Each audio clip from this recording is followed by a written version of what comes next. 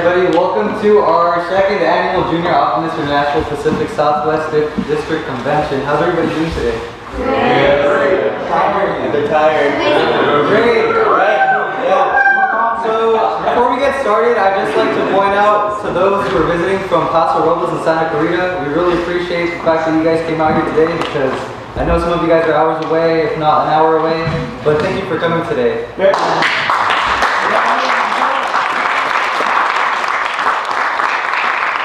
And of course, we have our host, Santa Paula High School Junior Optimist Club.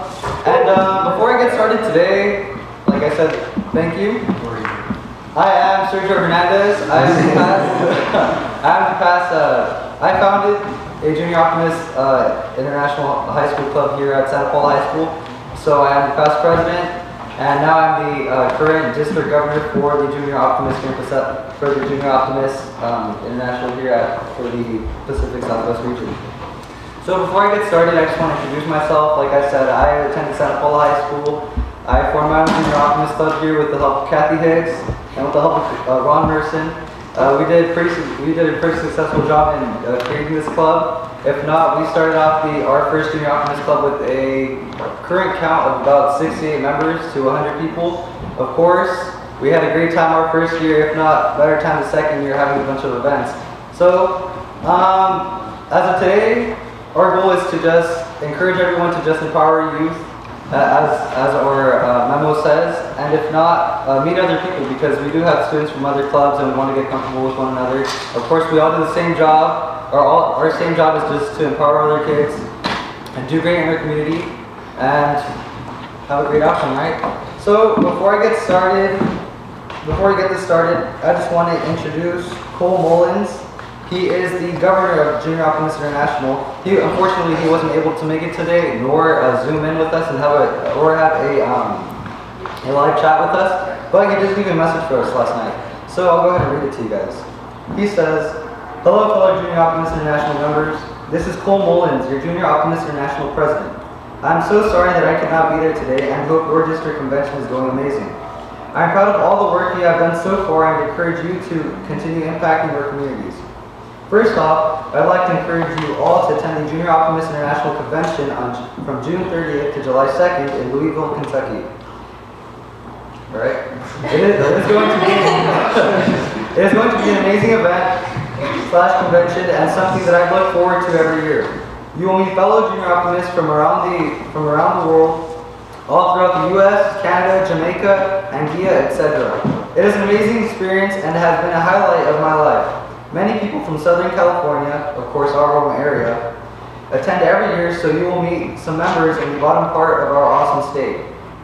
If you need any help registering or have any questions, please email me at colemullins925@yahoo.com. If you guys have any questions or are interested, go ahead and speak to me after this conference. If not, throughout the conference while we have free time, and then we can go ahead and get a little more involved in this. Second, Junior Optimist International has many scholarship awards available to all Junior Optimist International members if you meet the requirements. I encourage you all to look on the Junior Optimist website to find out more info about these great ways to save some money. Third, if you have any questions, concerns, or ideas, go ahead and email me back again. I'd love to hear from Junior Optimist International members. If you ever do a cool project, be sure to send me a photo so I can post it on the Junior Optimist International Facebook page and put it on our brochure. Thank you to all the hard work, and I hope to see you in Kentucky at the Junior Optimist International Convention. Riding with the waves of optimism. Go ahead and give them one.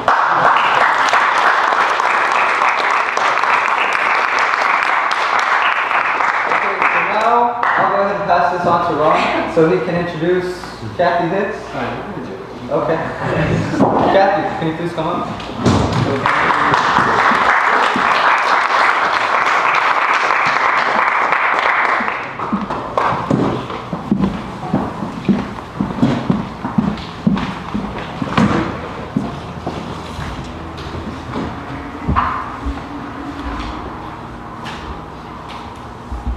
So, good morning, everyone.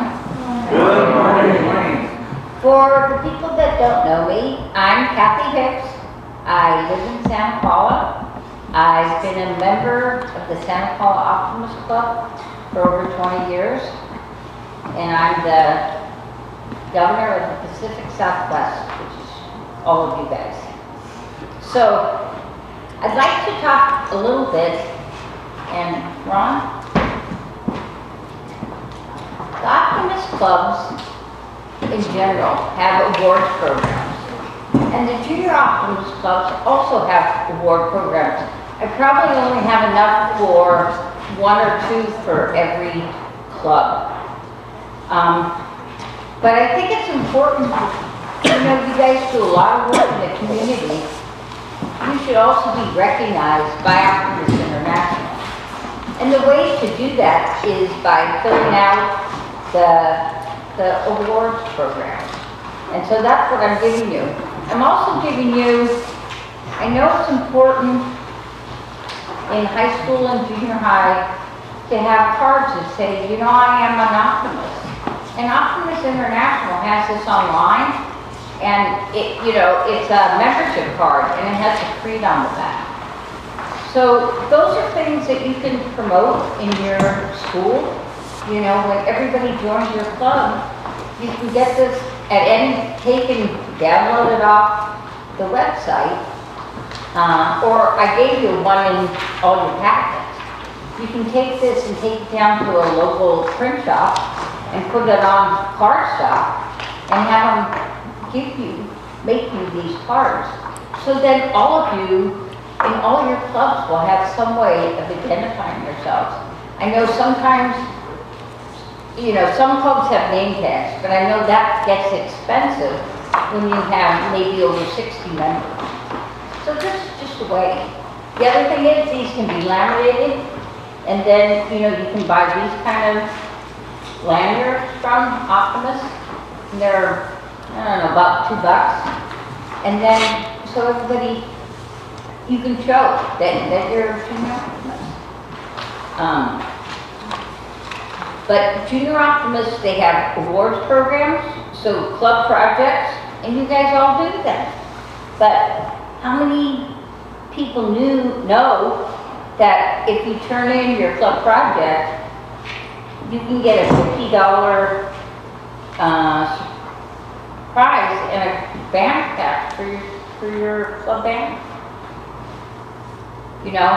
But Optimist International needs to know this. They need to know what you're doing. And the only way they can know is somebody has to get on the computer, and they're all, you can just plug it in and send it on. You don't even have to download and fill it out. You can just, whatever. What's the terminology, Mark? For what? To preload it? A template? Yeah. So anyway, there's the forms to fill out what project you did, and it just goes on. And then there's ones for Honor Club, and most of you guys do all the things for the Honor Club. So this is one way for like I said, for international to know what we're doing in our district. So at this time, I'd like to introduce the other people in our today that are helping. And so Ron Merson is the Junior Optimist. He's putting on this conference.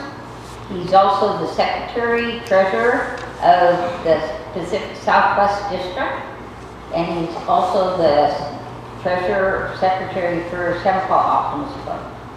Ron?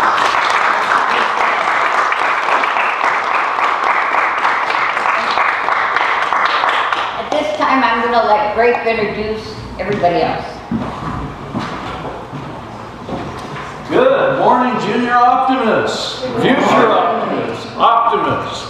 I'd like to point out some of the VIPs in the room. This district has a lot of people I've drawn on their experience and their knowledge and stuff. Ralph Perez, if you'd hold your hand up, one of our past.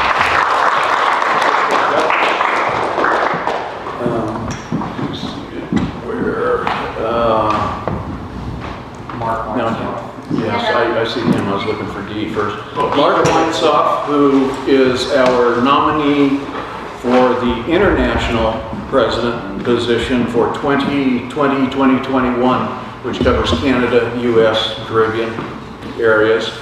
I'm still missing D. She's gonna go over there to Larry. Oh, D. Gadberry. Past governor. Thought we had one more in here. So my name is Grape Roche, and I am an optimist. And I am the governor-elect for this district. I will follow in October after Kathy. And I belong to 3 clubs in this district, and I've worked with Joy since my first club. Have a lot of fun. The northern end of our district, we used to get the clubs together, the junior clubs together, and we did laser tag and a few other things so that they could get to know one another. And we got them working on projects that the other clubs were doing when they needed more manpower. So, absolutely love this group. I think that's all the intros, if I didn't miss anybody. Thank you.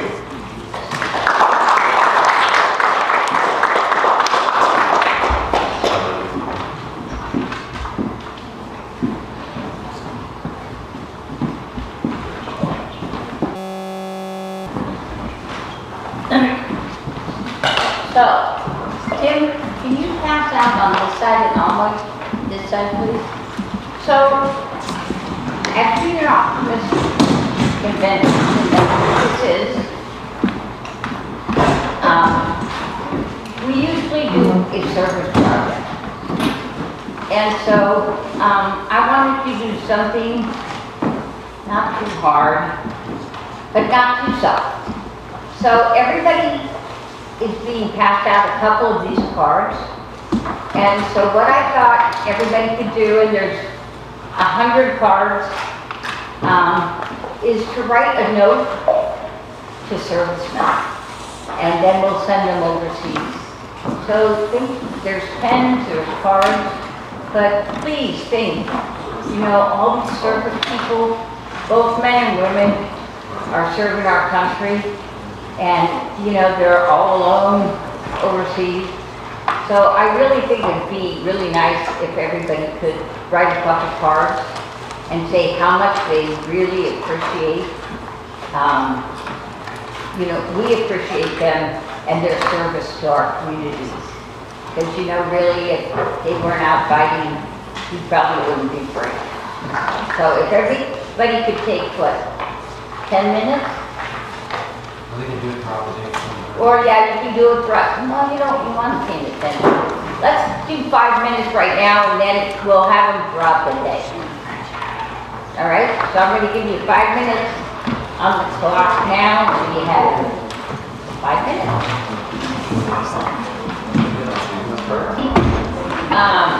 There'll be cards all day, and you know, whenever you have a few minutes time, you can fill them out.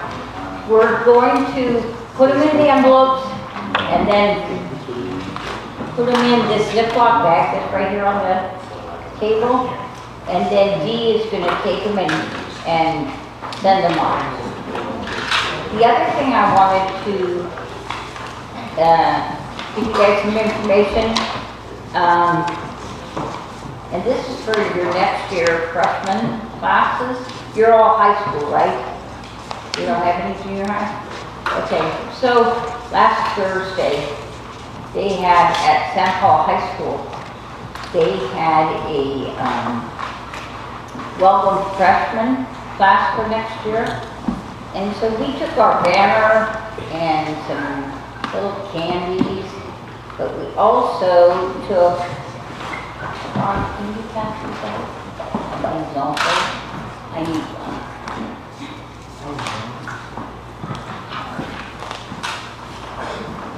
So we passed out these little cards, and they said what the Junior Optimist in Santa Paula is doing. And then we also had these little cards that have their name, their email, and a phone number. Can anybody tell me why that's important?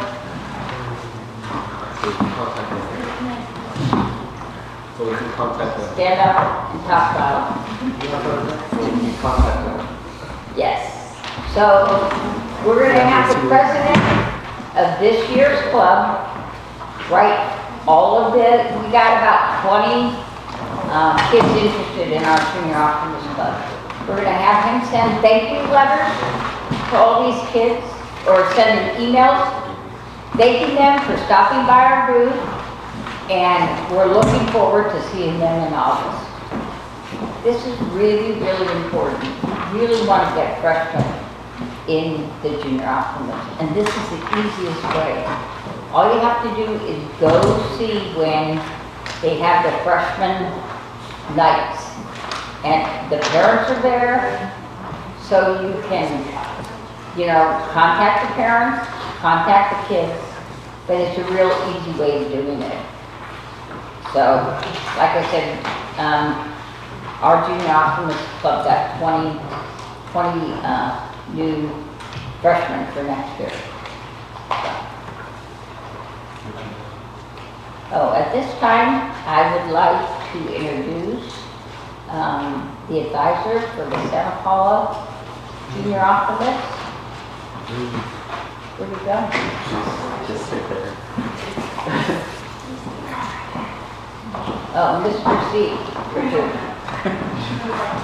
He's here in spirit.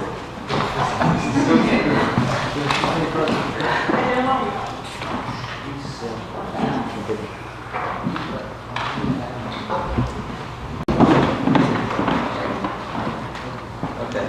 Now I'd like to introduce you Mark Weinsoff, the president-elect for Optimist International. And today he's going to be speaking to you guys about how do you find joy at school. So Mark, would you please like to come up and introduce your topic? Thank you. Hey everybody. Hi. Guess what? First of all, guess what I'm going to do first? You cannot find joy at school. You may already know that.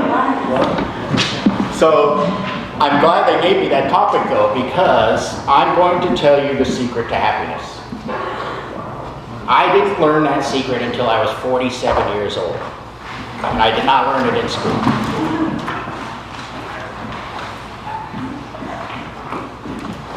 The secret to happiness is that it's a choice you make. You choose to be happy. They've done studies about happiness, a lot of studies. And scientific studies have shown that 60% of your happiness is determined by environmental conditions like shelter and food and those kinds of things. But 40% of your happiness comes from inside you. And until you realize that, you will never be happy.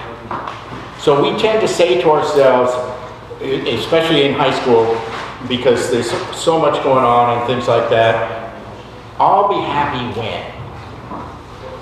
I'll be happy when I graduate. I'll be happy when I get a good grade. I'll be happy when I win the wrestling match. And if you keep doing that, you will never be happy, because it's always in the future. So you can find happiness no matter what your circumstances are, no matter what's going on in school, no matter how screwed up your parents are. And believe me, your parents are screwed up. I told you I didn't learn the secret to happiness till I was 47 years old. My kids were older than you at that time. So I didn't know what I was doing when I was a parent, and neither do you. That's the story that we just heard about the parent who couldn't tell their child they were proud of, that she didn't know she needed to do that. We all grow up with screwed up parents, and you're going to screw up your kids too. But the secret you will eventually learn, and hopefully you learn it today, is that you are in charge of your own happiness. You're not going to find it somewhere else. You won't find it in school. You won't find it in your parents' approval. You won't find it in getting good grades. You can have bad grades. You can have, you can be under any circumstances in life and you can be happy.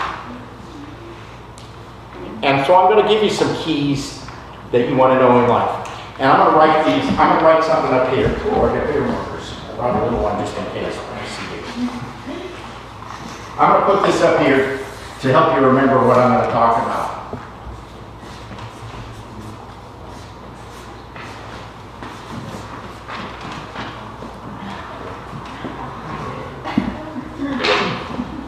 There are 5 things you need in your life for what we call well-being. And happiness is only one small part of that. Happiness is temporary.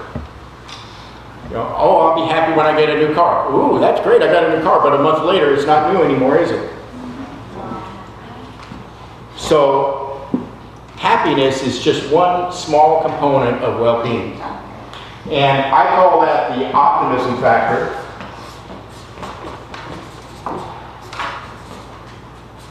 So we do all need positive emotion or happiness in our lives. And I'll tell you 3 things you can do in your life every day that will increase your happiness level. 3 components of what I call optimism. 1 is gratitude for the past. Second one is mindfulness of the present. And the third one is hope for the future. And if you can exercise practical ways to do those 3 things every day, that will increase your happiness level and your optimism. And what optimism is really hope. So I hope none of you are optimists because you think everything's perfect in this world. Anybody think the world is perfect? I don't think so. We're optimists because we know we have the power to change the world. And that's what makes us optimists. That's hope. If you can find ways to be hopeful every day, you will be happy. And by the way, happiness is contagious. If you smile, people will smile along with you. See, Chloe's an expert at this. But every time she meets somebody and she smiles, they smile back. It's contagious. You can spread optimism around the world just by smiling at people. As you're walking around school and stuff, and you're seeing people, sometimes you nod, sometimes you know. But if you smile every time you see somebody, they're just going to start smiling back. Then they might go, oh, you're the crazy happy person all the time. Is that what they say about you, Chloe? Gratitude. The letters we wrote today are kind of an example of that. Showing gratitude for people who've done things in your life is one of the things that can increase your happiness level. So one small exercise you could do is you could keep a gratitude journal, and every day write down 3 things that you're grateful for that happened that day. They have to be different things every day. And if you start doing that, your happiness level will increase. They've done scientific studies that showed that. If people who kept a gratitude journal for 30 days, their happiness level went up after those 30 days. And it stayed up, even if they stopped writing that journal. And then later studies showed, thank you to our firemen. We're grateful for their work.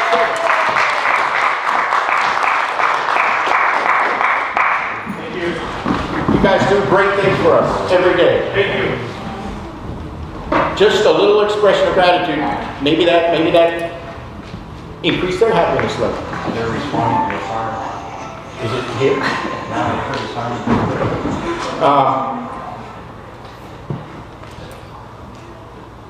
I told you if you kept a gratitude journal every day, it would increase your happiness level. They did later studies that showed you only have to do it once a week. So if you're lazy, you could do that. That's me. But the thing is, just expressing gratitude. Here's another thing you could do. And if you want to do it right now, you can. If you have one of these, hopefully if you do, it's turned off or vibrate. But you could write a text message to somebody in your life that you're grateful for. I'm grateful for you to be in my life for whatever reason. If you do that to your parent, they're going to text you back, say, what's wrong? Or do you need money? If you're in college, they'll say, do you need money? But the person who receives that message, you will make their day. And then you will feel better too. You can also write those gratitude letters down on paper and hand them to people or read them to people. Gratitude, being grateful for the things in your life is a way to increase happiness. I'm grateful that you are all here today. it gives me hope for the future that there's, I don't know, 25 people in this room who are interested in making this world a better place.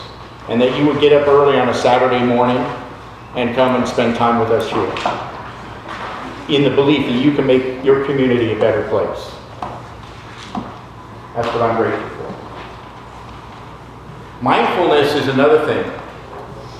We have this chatter going on in our brains all the time, telling us, processing, what's going on, how does this affect me, what does this mean to me, and we're always telling ourselves things. And a lot of times we're telling ourselves bad things about ourselves.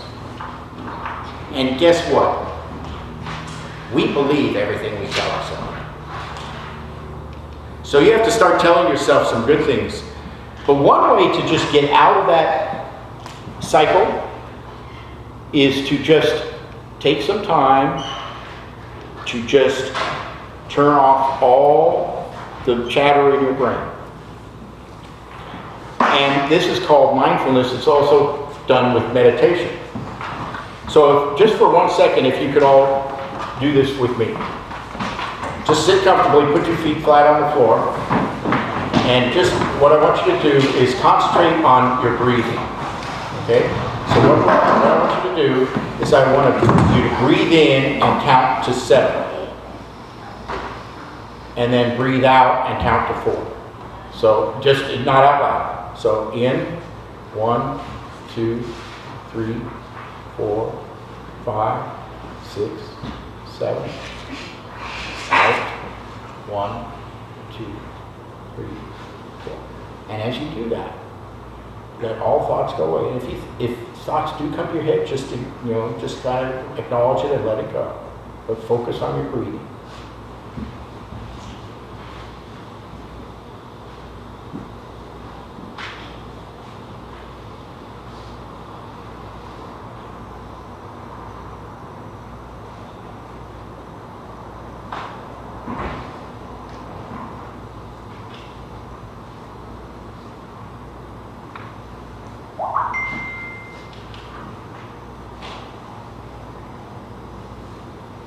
Now, if we were really doing this, we would do more, and I would let you do it longer.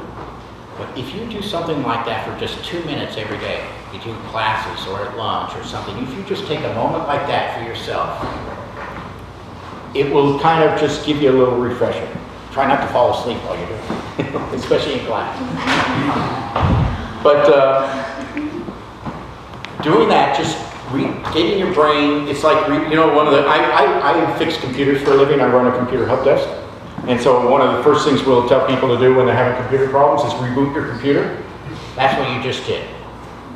You're rebooting your brain by doing a little mindfulness activity. It doesn't take much to do that. 5 minutes. You can do it when you wake up in the morning before you get rush. I know it's a rush to get out of the bed and get to school. But so maybe that's not the right time. Or just before you go to bed. Turn off all the electronics and do that. The second thing you need in your life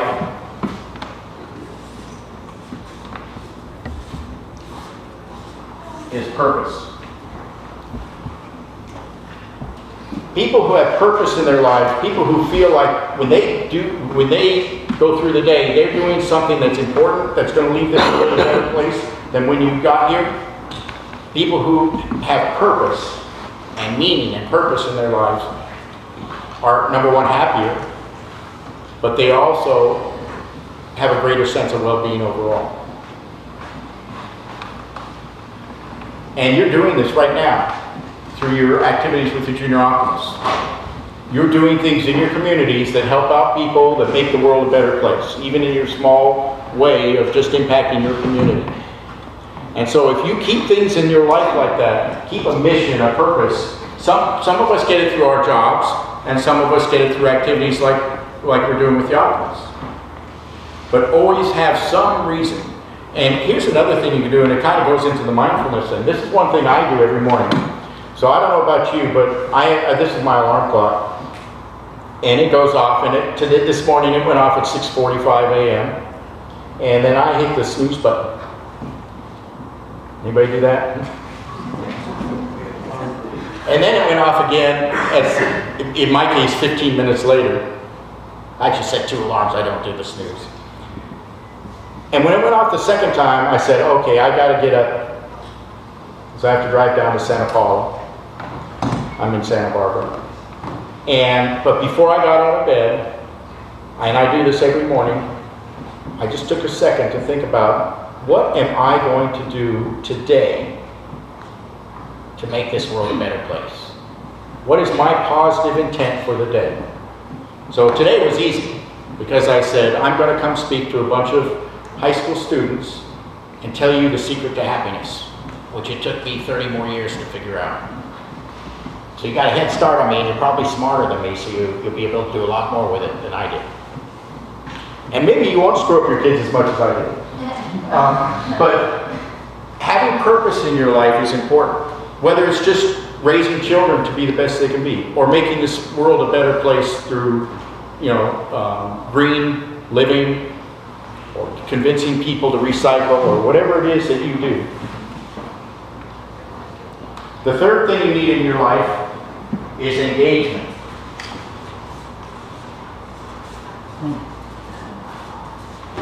You may have heard of something called flow.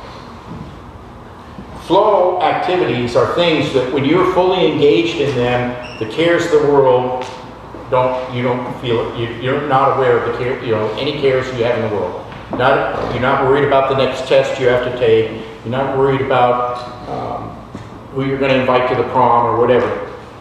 When you're fully engaged, and you do this when you're wrestling, nothing in the world matters except what you're focused on.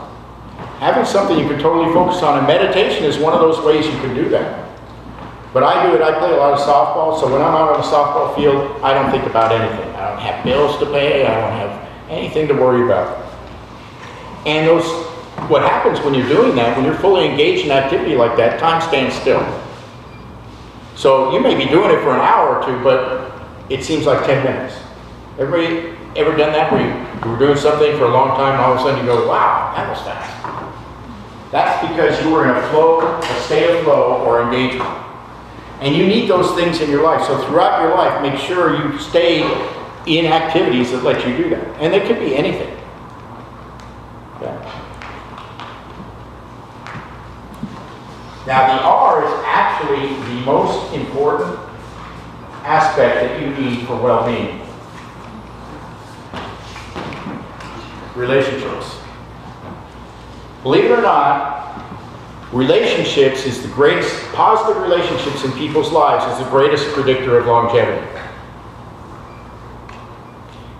People with good relationships live longer than those who don't. And you're starting this right now with your Junior Optimist Club. You're forming relationships with people that hopefully will last a lifetime. But maybe not, because when you graduate from high school, people tend to scatter and stuff. But throughout your life, forming good relationships is always going to be good for your well-being. It's not a coincidence that you'll see people who are married for like 70 years. You ever hear this? One of the couple dies. They've been married for 70 years, and one dies, and then like 2 weeks later, the other one does. That's not a coincidence. That's the power of relationships.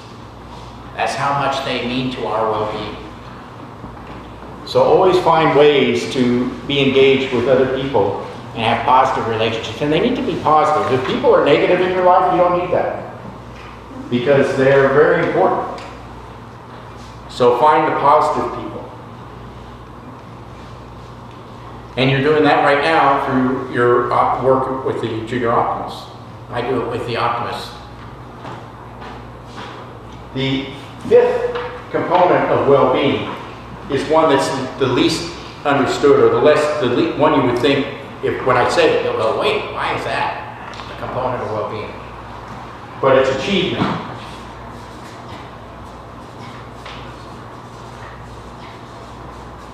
People need a sense of accomplishment in their lives, that you actually have succeeded at whatever it is you're attempting, whether it's winning a wrestling match or getting a good grade in school.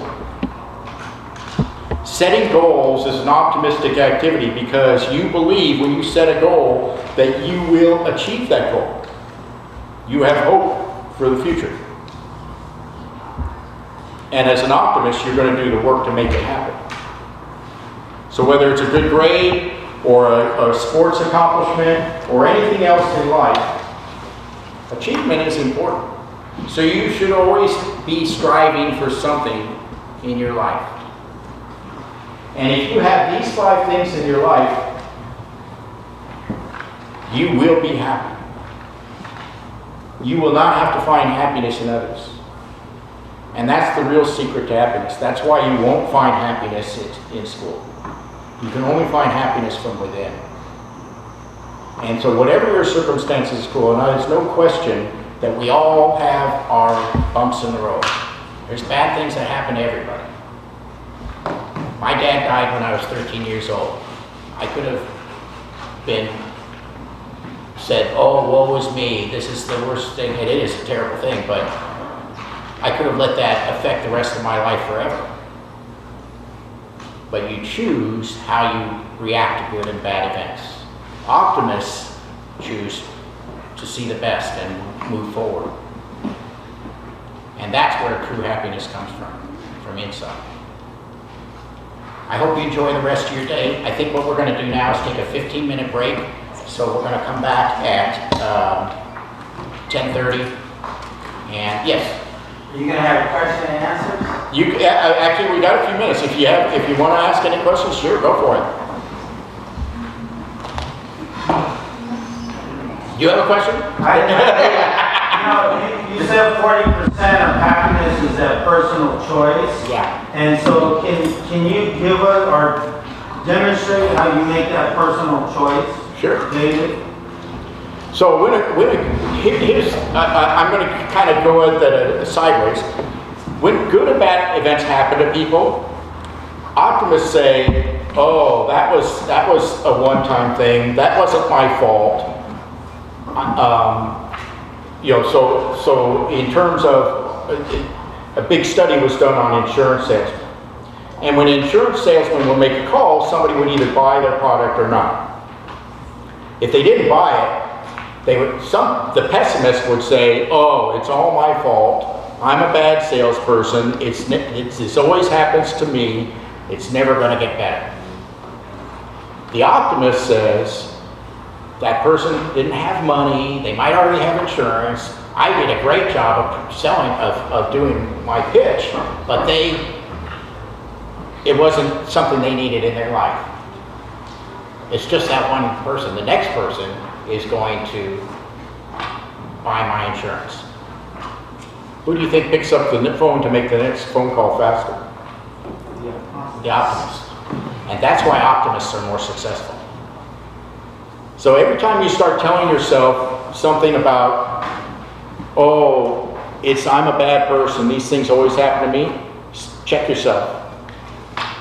And think, well, what is the truth of this? Did they in fact say, I'm not going to buy your insurance, or in that instance, because you didn't do a good job of selling me? I would have bought it if you had done a good job. So whatever the circumstance you're faced with, you lose a wrestling match, you could say to yourself, well, I'm not a good wrestler, or you could say to yourself, you know what, if I'd worked harder, I would have won that match. If I'd lifted more weights, or I got up a little earlier, or I made the right move, I'm gonna remember what they did this time to beat me, and next time I'm gonna be better. That's the positive approach to a bad event. So yes, you can choose. And you can't, and the other part of that is not to dwell on the things you can't control. You only have power over the things that you can control in your life. So to a certain extent, you can't control how much money you have. You can go get a job and get some money, but within reason, there's limits to what you can control about how much money you have at any one particular time. So you can't let that be, what you have to do is take the approach of, that's not consequential to me for my happiness. I can be happy in ways that don't cost money. Yes? Finding the right path and knowing what's good for you. Yeah. Always do what you think is right. There's a little voice in your head telling you all the time whether something's right or wrong. Listen to the one that's telling you what's right. If something's telling you it's wrong, like don't get in the car with this person because they've been drinking, that voice that's telling you not to get in the car is the right one. Things like this and the 40% choice of happiness, there's books about that. The one that about the 40% is called The How of Happiness. So if you're into reading books, that's a great book. This stuff comes from the whole field of positive psychology, but there's a book called Flourish, written by Martin Seligman, that you can get that out of. I changed the letters. His is PERMA, but it's the same thing. Anybody else? Good. Well, I hope this made a difference because that's what I intended when I woke up this morning. And so come on back here at 10:30, or you may not leave, but do whatever you're doing at 10:30. We'll get started then. So now that we got done with Mark, I'd like to introduce to you guys Ralph Perez, the past distinguished governor for the Pacific Southwest District, and he will go ahead and talk to you guys about food and health. So Ralph, can you please come up and greet him with a round of applause?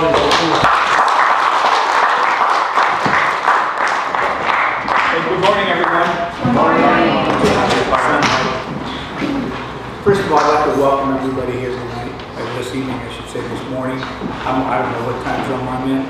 But the first thing I really want to do is I want to thread on Coach Richards, commending you for being here today, making the effort. Leadership takes commitment, and part of that is on your shoulders. Your shoulders for the fact that if you're going to make an effort to get to the places that you want to get to in the future, it's going to be really up to you and your commitments to improve on yourself. And this is what you're doing today. You're participating in something that I see, that I didn't do, and that you're so far ahead of our generations to do things at an earlier age because it does pay off. The sooner, as Marcus said, the sooner the better. And maybe you won't screw up your kids as bad as we did. My experience has been, and first of all, we have a show of hands for the ones that were here at the last convention. Quite a few, great. The topic that I gave you was leadership styles. Do you guys remember the 5 basic leadership styles? Okay, if you don't. Somebody? Okay. An authoritarian person, leader, is my way or the highway, right? A democratic style leader basically is out to get buy-in by getting everybody to participate, contribute what they have to offer. The other one's laissez-faire, and that one doesn't seem like it's very useful, but it's one that just sits back and says, it's going to happen. They got it covered. Now, some people may see that as a strength, saying, hey, this leader has confidence in it's going to be taken care of. But not necessarily. I think it's to a fault. But it can be used effectively. The other one is paternalistic leadership style. And that's the kind of person that somebody lose the meaning, but it's, Mijo, would you tie those shoelaces? And would you pick up those plumber pants? No, that kind of paternal style is effective if you're at the right, if you want to say, the right circumstances with the right people, that you can guide that person that way. And the other one is the one that I like, facilitator and coach. Not necessarily because I like it.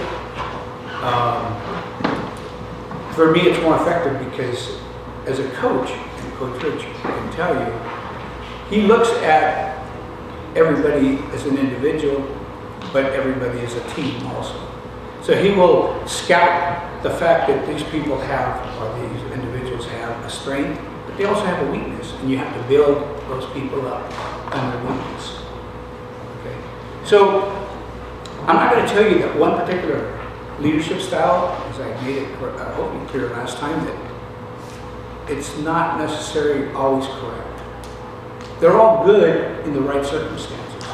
So this is what you have to always keep in mind, that you may have a particular favorite, but it's not necessarily the particular correct method to use in that particular setting. Today, you see food and health as, I'll change the slide, Ralph. Today I'm talking about health and wellness. Kind of picking up on Mark's point of the fact that wellness really is affecting your psyche from the standpoint is, what are you doing to keep yourself healthy? Is the frame of mind that you're in. That's really key. But I'm going to tell you today, there's things that even the mind gets hijacked. So you have to be very aware of these things that you work on. Obviously, keep Optimist at the top of those things that you need to exercise, because that's the correct frame of mind. You know, Optimist, again, they're known for taking, somebody says, that's a problem. Optimist says, no, that's a challenge. And the first thing you do is you get people around you to take that challenge. And what do? You turn it into a success, where the people walk away from it. So again, that's your mind. How I want to tie wellness back to leadership is, what does that say there? Before you can lead others, you must be able to lead yourself. Does anybody disagree with that? Kind of makes sense, huh? So that whatever leadership style works on you, out of the 5, use it. And you'll find out that not every leadership style works on yourself, depending on what frame of mind you're in. So you're just as dynamic as anybody that you're around, because you are a dynamic person. So taking into consideration that you must be able to lead yourself told me, you know what? One of the first things that I would do after my faith, after all, you know, my spiritual, all my grounding things that I do, health is in that priority. Because health is going to continue, or allow me to continue my endeavors. Without good health, it does kind of stymie you a little bit. But you can overcome some of those. And the focus today on health is something that I was made aware of just in the last couple of years. And I've been doing a little bit more research on, because once I get interested in something, which I know your generation, you guys are way ahead of me as far as education, internet access, any kind of resources that you can find out there. And that's basically where I found mine. I'm an electric engineer, communications engineer. My focus is, I had to convert it. I had to change it over to something that I thought, okay, the first teachers of medicine were similar to what I was learning in electronics and communications, that the body responds in a mechanical way. So Western medicine addresses all their medical journals, everything, as they would, as a mechanic would address an automobile, especially in the treatment of whatever the ailment or the breakdown is. Quick is pharmaceuticals. They treat, and as I said, treat. They really don't go to repair, cure. The word is cure. That is Western science, because they don't believe they can cure. The pharmaceutical companies paid a lot of money to have the word cure removed from the people that do holistic, herbal, any alternative medicine, contrary to the pharmaceuticals, because they know the fact that a lot of the majority of pharmaceuticals are based on a natural existence. I had a good friend, Mark and I's good friend, Doug Smith was a past governor of the Southwest District, a pharmacist. Made a lot of road trips, and as a pharmacist, retiring because he was close to retiring. would argue with me that the pharmaceuticals were necessary only because without it, people would go untreated. I said, thank you. You've now given me my next point. Treat. Why do the pharmaceuticals want to just treat? Why don't they want to cure? Oh, they would if they could, but they can't, so they're going to treat you. I said, but that treatment is available in the jungles in the Amazon, where the base of that synthetic production came from. He said, because there's not enough growing it to feed everybody this medicine. And I said, that makes sense too, but gee, look at all the side effects that you have to endure because it is a synthetic. Where if I take the natural substance, I may throw up if I have too much of it. It does have its own warning to your system, but it's not going to be another 3 or 4 side effects that may have to be treated by more pharmaceuticals. Towards the end, my friend passed away from Crohn's disease. We had a talk at Cottage Hospital, and he said, Ralph, if I could do it again, I think I would have listened a little bit more, done a little more research on what I could have done without losing my intestines to the point where the Crohn's disease, that's basically what they do. They eliminate, because again, that's a mechanical thing. If it's not working, remove it. At least mechanically replace it with a like part. And there's transplants now, there's that way. But there are things that you and I have to be aware of that even keep you from getting to that point where you do need medicines. And it's so, to me, it's simplified, and it's becoming more simplified as they do more and more research. You and I think of ourselves as an entity of it's me, my environment, which includes what I eat, and it is. But what you eat is so important because there's another culture living inside you that I'm going to go into the first video because I'm getting beyond it, because I want to make a real emphasis on what we eat, why we're eating it. And the majority of it comes down to is that we eat it because it's what's offered to us. We don't make an effort to find it in another state, a healthier state. Convenience is another bad word because we eat it because it's convenient. But even if they had the ethics, I'm talking about corporations now, if they had the ethics of making money, as we all should, consider that they are allowed to make money, make a profit for the stockholders. But the ethics to say what we use will not harm you, rather than thinking it saves us money. It's a bigger profit. Bottom line, our stockholders are going to have an increase. So that's truly their attitude. Their conscience is not of an individual. Once, if you become a business, you can grow outside that business by incorporating. You incorporate so that you eliminate your liability as an individual. So these people that are thinking for corporations are not individual conscious. Guilt is not even a consideration. So what can we do about it?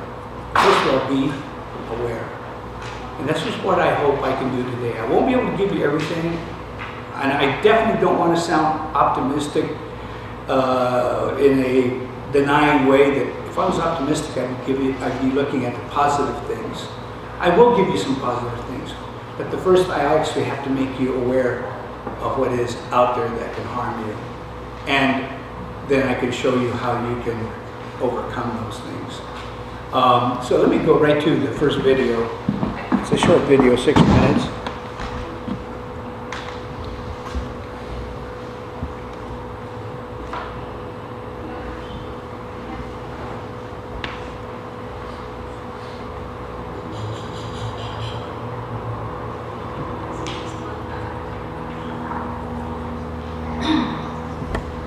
And volume.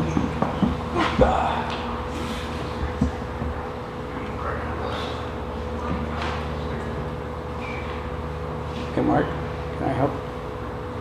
Can I get you help? I didn't rehearse the video, I just played it, I didn't listen to it. Sorry. You're not gonna get any sound, it's gonna come out of your laptop. No, it's plugged in. Oh, it was plugged in. Yeah. Somebody disconnected it. I have a, Speaker? no, it was Do it? I a saw it. speaker. I saw it. Well, I need that speaker audio cable that was here. Somebody disconnected it. You won't get it without the audio cable, which is... Can everybody hear that? Yes. Not products that were banned because of their ingredients. Whether you pick products based on the commercials you've seen, which are the most popular, or just judging by pretty packaging, a lot of us don't really think about what horrors can be hidden within the ingredients. But before we cue any dramatic music here, rest assured that most countries are responsible enough to ban products that are dangerous for human consumption.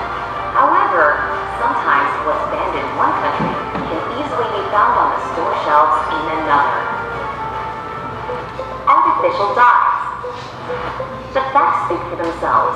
Within the last 50 years, the number of chemical dyes used in food production has increased by 500%.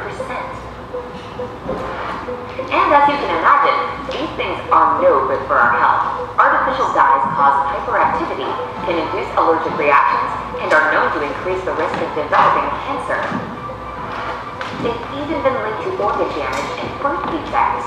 Well, now it seems obvious why some artificial dyes in products exported to Europe are either completely removed from the product or replaced by natural ones. There are countries that allow some products with these chemicals to be sold, but only if they have a warning on the packaging. Okay, nothing surprising here, right? Well, in the USA, some artificial dyes, like yellow 6 and red 40, are totally legal. So, always check the label to see whether products on your grocery list contain any color additives. Bleached flour. Even those people who try to be attentive to ingredients lists probably rarely check the labels on their flour. I mean, flour is just flour, you know what I mean? Well, if this product made the list, then that means you should probably start checking it in the future. American bleached flour is, in fact, banned in Europe, Australia, and Singapore. This is due to the fact that American food companies artificially bleach the flour with a chemical compound called azodicarbonamide. Definitely doesn't sound appetizing. Other countries prefer a more natural approach and just let the flour sit. However, this usually takes a few months, while the use of azodicarbonamide makes it quick and easy. But the most important question here is how in the heck does it affect our health? Badly, if you want the short answer. It's been linked to both cancer and asthma. And the scariest thing is that it can be found in a lot of products, such as bread, boxed pasta, and baked goods, among others. So, maybe it's time to start a petition to ban this crap in the States. Who's with me? By the way, if you've been wondering what other secrets the food industry really doesn't want you to know, you can check out this video. It'll definitely open your eyes on some of the most popular products out there. And now, on to the next banned product. Chicken containing antibiotics. Chicken delivery from America's largest meat manufacturer, Tyson Foods, is banned in the EU, Russia, Norway, and Australia. The governments of these countries made this conscientious decision after the world found out that Tyson was injecting antibiotics, steroids, anti-inflammatory drugs, and ketamine into their poultry. So what's the danger in some antibiotics? Aren't they supposed to make you healthier? Nope, quite the opposite. The overuse of antibiotics leads to certain strains of bacteria to become resistant, and people can get sick from them. I mean, you wouldn't take antibiotic medication every day of your life, would you? So why eat meat every day that contains that? But don't worry, Tyson Tyson did the right thing in September 2015 by ceasing to use antibiotics in their chicken farming. Who knows? Maybe their products will make a comeback to the European market someday. But for now, the situation remains the same. GMOs. There's still a big debate about whether foods made from genetically modified organisms are safe or not. Some people claim that it's dangerous and try to avoid GMO products as much as possible. Others say that these foods are perfectly fine. However, more than half of the countries in Europe, including France, Germany, and Italy, banned genetically modified foods in 2015 because they can cause allergic reactions, introduce toxins into the body, and decrease the nutritional value of the products. It's important to know that not only fruits and vegetables can be genetically modified, but animal products as well. So if you want to stay as far away from GMO products as possible, be sure to buy foods that say 100% organic or GMO-free. Bread with baking powder. Do the words potassium bromate ring a bell to you? For most people, probably not.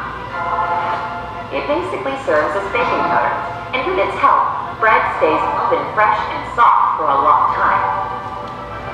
But it's not as amazing and cool as it sounds. Potassium bromate is also known to cause headaches, skin rashes, digestive problems, and has even been linked to cancer. This was a valid reason for the EU, Canada, China, Australia, Brazil, and some other countries to ban the use of potassium bromate in flour. Moreover, the EU banned a similar chemical, potassium iodate, for the same reason. Unfortunately, the USA still allows the use of potassium bromate in permissible limits, so it can be found there in most commercial types of bread. In California, however, any food containing this potentially dangerous ingredient must have a warning label. Food with fat substitutes. There's a synthetic fat substitute called Olestra that contains 0 calories and is cholesterol-free. That sounds kind of exciting, right? It's often used in fat-free potato chips, frozen yogurts, and lots of other products marked with the word light. However, Olestra is believed to cause many negative effects in the body, including poor absorption of essential vitamins. Moreover, it was found to increase appetite, which completely goes against its fat and calorie-free description. Time magazine even dubbed it one of the 50 worst inventions of all time. Today, foods containing Olestra are completely banned in Canada and Europe, but still allowed in the USA. And we still have no idea why. Man, it really sounds like the US has some things to work on as far as the food industry is concerned. Sports drinks. Sports drinks themselves aren't necessarily bad or banned anywhere, and they actually contain lots of vitamins, minerals, and other healthy components. But some shady manufacturers block the bad smell of these drinks and enhance their color with the help of brominated vegetable oil E443. This little ingredient is used not only in sports drinks, but in many other products as well. For example, in some ice creams, cheeses, dairy products, breakfast cereals, baked goods, and the list goes on. E443 is banned in Japan and Europe due to its toxicity. In very large quantities, E443 can produce bromism, which leads to a whole bunch of horrible symptoms, like seizures and psychosis. There's also a really high risk of developing breast and prostate cancer. Milk. You probably didn't know this, but American milk is totally banned in lots of countries. And we're not even remotely joking. It all comes down to manufacturers that use different tricks to increase sales. For example, in order to get more milk, some cows in the USA are given a growth hormone. As you can guess, this results in all kinds of unhealthy side effects. The milk from these cows has been linked to causing cancer, cardiovascular disease, and thyroid problems. That's why American milk is banned in Norway, Switzerland, New Zealand, Japan, Australia, and 29 other European countries. Come on, America, do better than this. Kinder Surprise. Who wouldn't love the combination of enjoying some delicious chocolate and playing with a cute little toy? Well, if you're from the States, you've probably never even heard of this candy because, as it turns out, the USA banned this product back in 1938. This was probably to the dismay of the kids back then. The main reason for banning Kinder Surprise was the capsule that contains the toy. The American government decided that it's dangerous for kids to consume a product containing a non-edible element. And since those tiny pieces in these chocolate eggs can be a choking hazard, their import into the country was shut down. But the situation seems to be changing as a modified version of this chocolate treat, called Kinder Joy, is expected to launch in the US in 2018. So it's very likely that you'll see them in stores very soon. Yay! Which of these shocked you the most? Don't forget to hit the like button and spread the crucial information in this video by sharing it with everyone you know. You can find even more helpful and interesting videos on our channel, so be sure to subscribe to join us on the bright side.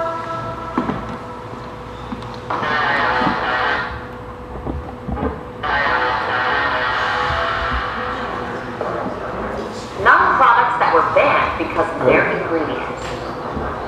Whether you pick products. If you just think a little bit what you just saw, you will not hear it on national news. You won't hear the exposure that it should have for one reason. I should go to the next slide. Let's build up to that. Basically, these are the things that we should do to maintain and obtain personal health. Eating a good nutritional diet is just basically what we just got into right now. I'm going to have to go kind of fast in some of these other ones that are important, but I don't want to minimize them for one reason. Physical exercise is definitely an urgent thing to do. While you're in school, everything else, more than likely you'll stay active in sports, but once you get old, you start getting a little sedentary, so you have to make a special effort just to keep the cardio going. Get adequate sleep as you go on to college. It's going to be a crucial thing, but you're going to have to make an effort to get your sleep.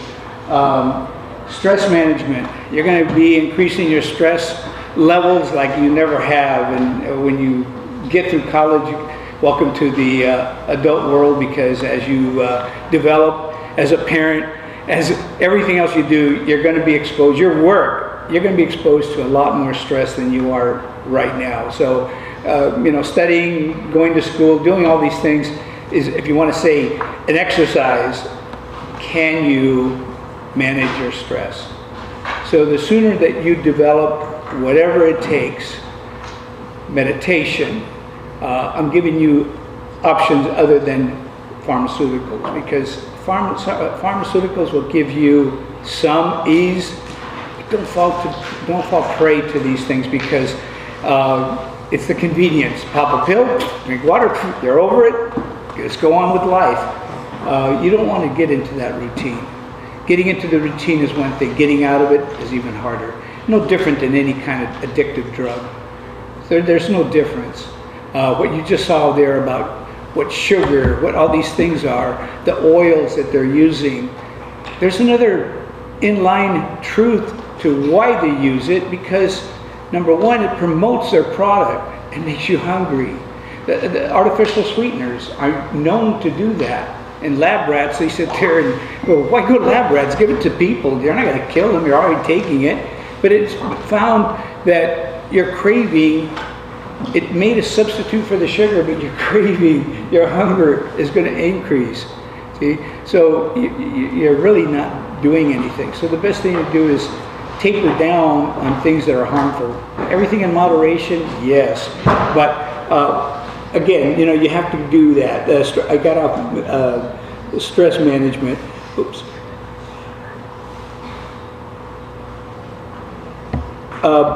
A good posture, everybody says, why is it part of your health? Well, posture really is part of your health. I have to work at walking upright. I just turned 70 last Sunday. So if I start acting like 70, I'm going to give in to a lot of things, like, I got to keep my back curved. I got to do everything with intention now, where before I didn't. So posture is just one of those things that you go, hey, I'm just getting old, and drop your shoulders and you just go with it. No, you don't have to give in, you have to keep, for me, I have to keep it as a conscious effort, okay? Good personal hygiene, what more said? I mean, personal hygiene is important. A lot of people say, well, yeah, it takes care of body bacteria, it does this, does that. I'm going to give you some information about body bacteria that is actually helpful for you. So it's not that. Cleanliness is still a factor. A neat appearance. A neat appearance, what you look like on the outside, hopefully is a reflection of what you are on the inside. My first wife, she passed away from cancer. There were days that I'd see her as just, oh wow, I don't know how she's going to make it today. But the first thing she did as a routine, she put on makeup, lipstick. And to the end it was with effort, and I go, oh, you don't have to do that, it's just me and you. She goes, no. My Nana, which is her grandmother, when I was small, when I was sick, she goes, clean up, put on a good dress. She knew the ability of whatever ails you, whatever, you start giving into it, yeah, you're going to have it a lot longer. But if you take the attitude like, hey, you know what, this isn't so bad, and you know what, it worked for her. And mentally, I'm telling you, it's something that, you may not have that type of illness or whatever. Whenever you start feeling down, the best thing you do is just look at and say, hey, look, I don't have to look that way, and it's the first part of recovery. Again, staying healthy, the odds are against you, and I'm going to explain to you why. It gets worse year after year, and it all depends on, if you say, we depend on our government doing their part. I don't know why, but the overall health of our earth is split up in our country in a partisan way. I don't know what it is. I see logic in some of it that says if you admit to greenhouse gases and you want to recover from it, you have to spend money on it, or you have to forfeit profits from it. Because the way you're doing it now, you're killing not just yourself, but you're killing our entire Earth ecosystem. So the FDA is there to, if you want to say, regulate pharmaceuticals. I just was doing research on this one here. As of March, the new commissioner has just resigned. Trump's organization, they'll be putting somebody in. He was a doctor that served 3 pharmaceutical industries. Okay, so you tell me where his loyalty is. I'm not going to say that you can't separate yourself from those special interests, but it gets really suspicious when they are allowed to do so many things at our expense. And this is why I'm saying, don't count on the FDA protecting you, but you consume what you're exposed to. I'll go into the next slide. There's some things that they're not even addressing after people are openly getting affected by it, whatever. USDA, the A is so important because it's agriculture. And I have friends with NFFA, and I love them very much. And we've got to help our farmers. We have to do everything we possibly can to make sure that farming is at the ultimate, because we don't want to get surpassed by other countries. We are the top producers, we are everything else. But we don't have to be at that level to be a top producer by allowing pesticides that are out there that leach into our water systems that eventually will come back to us. If you don't get ill from the exposure on the surface, you will acquire it through your digestive system. Or inhaling it. You will be a status in what the FDA is allowing certain companies to get away with. The most current one, you guys probably read about this lawsuit that this individual had, and there's another one that was being used. He's from Southern California, and Roundup. I love my Roundup, but I don't use it anymore. In fact, I had to find a station to dispose of it because it's so effective for me. I only have to use it once a year. But again, I'm just, using it around the edging, around my garden, whatever. And on my garden, it's the worst place to put it. But this eventually will give you cancer. Obviously, it's how much exposure, how much of this are you really making contact with these individuals. You would say, yeah, they used it in their business, they were groundskeepers, they were this, they were that, and they paid the toll. That's a small fraction. If you get to the point where you're saying, why do we have to be exposed to it at all? These things are happening now. The FDA and USDA have not stepped in. They haven't stepped in. The ones that really hurt is Bayer. They just acquired the Monsanto chemical of Roundup, so they're paying dearly for it. They thought it was going to be a big money maker. Now it's a big liability. So, these are things that, if you're not aware of it, we go on in life and thinking, okay, well, I'm fine, I feel good. But without knowing if it don't smell, it doesn't hurt, or whatever, you probably won't. I'll give you another example. How many have smelled benzene before? Benzene, is it familiar? Benzene. Have you ever pumped gas? Have you ever taken a sniff of the vapors that come up out of that nozzle? You have now smelled benzene. One inhale, right to the brain. Right to the brain. Enhancing agent. Again, if you're a fuel driver or your business is surrounded around gasoline specifically, it's less than diesel, but it's still there. The odds that you are going to be exposed to some kind of form of cancer is probably great.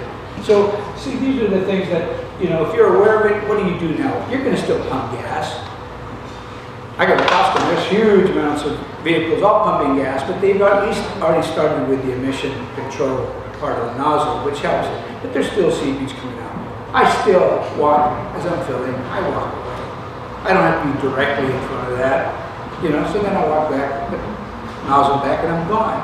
So just all these little things that you just gotta have to train yourself to do because of the possibility that may best be the incident that got you to that unhealth situation. They mentioned milk, and I'm going to give you a personal story on milk. I love my milk, especially in ice cream form or yogurt form, frozen yogurt. But I'm weaning myself from it. Milk, again, is USDA because they are helping our farmers market. That's one of their charters, is to help our agriculture in any way they possibly can. But the truth about milk is, do you know that, in a sense, if you look at the species, we're a species that takes in a nutritious natural substance from another animal, another totally different species. And we do this, and it was probably fine at the infant ages, back in the day when milk was milk. But now it's not just milk anymore.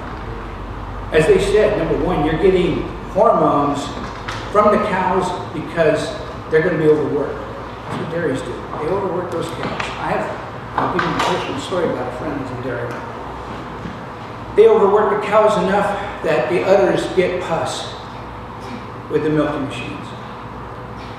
Twice they have elevated the tolerance of pus in your milk. This is what we're having. This is what I'm having in my ice cream, but I don't taste it. So, I have to stop and saying, you know what? what would happen if everybody stopped taking dairy? Well, apparently there's an industry that's going to be hurt. They'll find other ways. They'll find other profits. They'll find other ways to getting past it. But your and my health is more important. The fact that mother's milk is good because it does two things. It nurtures the baby at a slow rate so that the mental development can go along with the growth. You give cow's milk to a baby, and the development is so much more rapid, so that hopefully, you know, the development, mental and physical, are matching up. But again, it's not healthy. It's not natural. I would just say it this way: it's not natural, and we've made it natural because, gee, you know. But if you go to the countries that are highest in dairy, Sweden, all these, they have the same problem we do. Okay? So we're all going to have to face the fact that, you know, dairy product, you can take almond milk. Guys, do not take soy milk. Soy milk increases your estrogen level. And you don't want high estrogen as a male. You start developing breasts and things like that. You don't want to get there. But there are alternatives for milk. There are cashew, there's almond milk, rice milk. There's all kinds of things that you need to supplement or you need to quench my satisfaction. I have to find those products in my ice cream. I continue being happy. I'm going to go into another short clip here.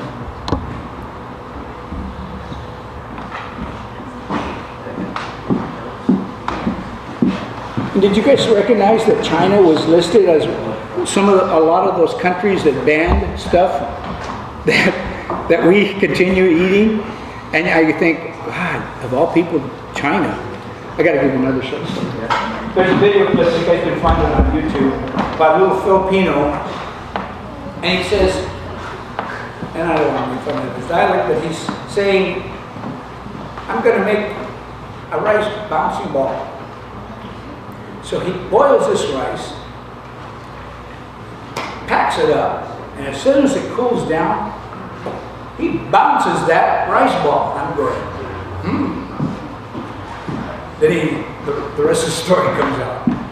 China has been collecting plastic, recyclable plastic. Wow. They are a recycler, being the fact that they recycle it into other products using the plastic. One of them turned out to be, they grind it down, they spit it out in these little nodules that look like rice, and they package it as rice, and they send it to third worlds. They don't even take the time to integrate it with real rice. They started taking these bags off the docks, finding out that some of the bags were 100% plastic rice. Do you know what plastic in your system will do to you? Not good. May take a while, but first of all, getting rid of it is one thing. You can probably tell us what plastic does in your system. That exposure, because you're continually, the acids are continually trying to break it down, whatever, that's just a leaching. The area that I want to focus in on is going to be introduced on this next clip.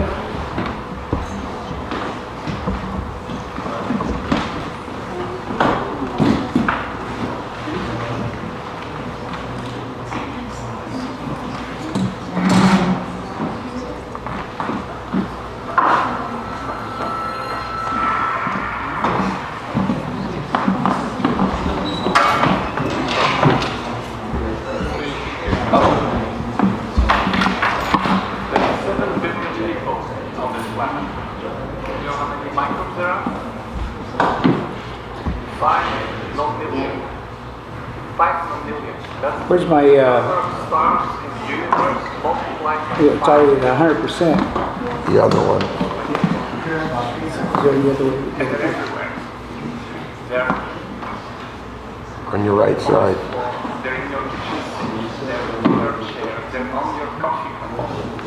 and yet they're all you. You harbor 100 trillion bacteria in and on your body right now. That's only 1,000 times the number of it from this planet. And if you look at it in terms of cells, you are outnumbered 10 to 1. You are not human. You are a bacterial colony.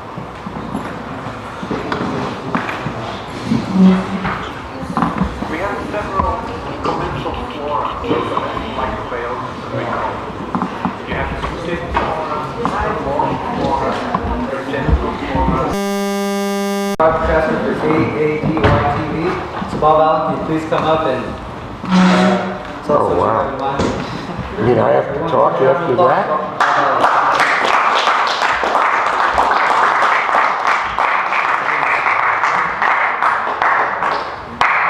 Well, thank you very much.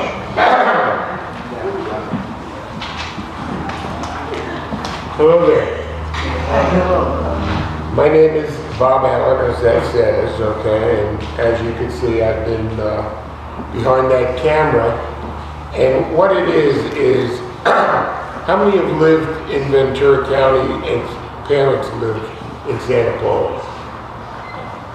They will remember the old KADY television station, okay?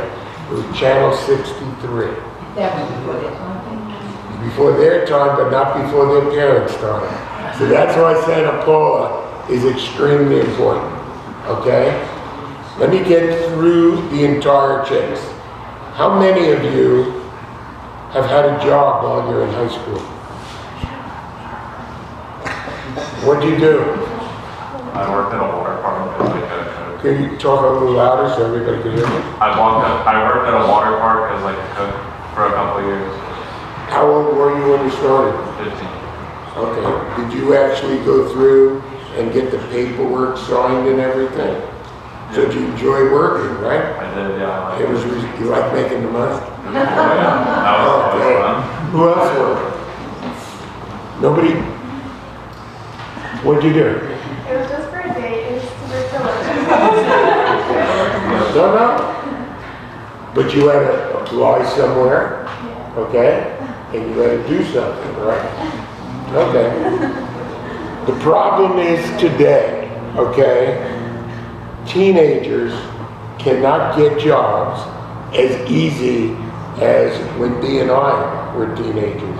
I got one of mine at 12. I started working when I was 12. I started working when I was 10 years old. By the way, you have to know something. We just found out that we grew up together within 2 to 3 blocks of each other in Brooklyn, New York. That's how small a world it is. Well, at 10 years old, my father said, don't shovel the snow from your parents' house. Go over and do your neighbor's house and charge them money for it. And every time it snowed, my brothers and I, my father would give the 2 of us shovels, and we'd have a route. How much did you pay shovels? Quarter, 50 cents. But it showed that what it required to be able to continue making that money. I couldn't be nasty to the person. I had to be nice and say thank you.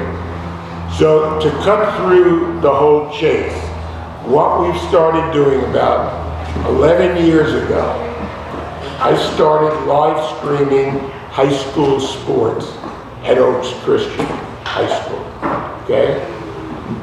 We now, through the Optimist Club of Santa Paula, and now the Junior Optimist Club of Santa Paula, are starting a paid internship program for sports broadcasting.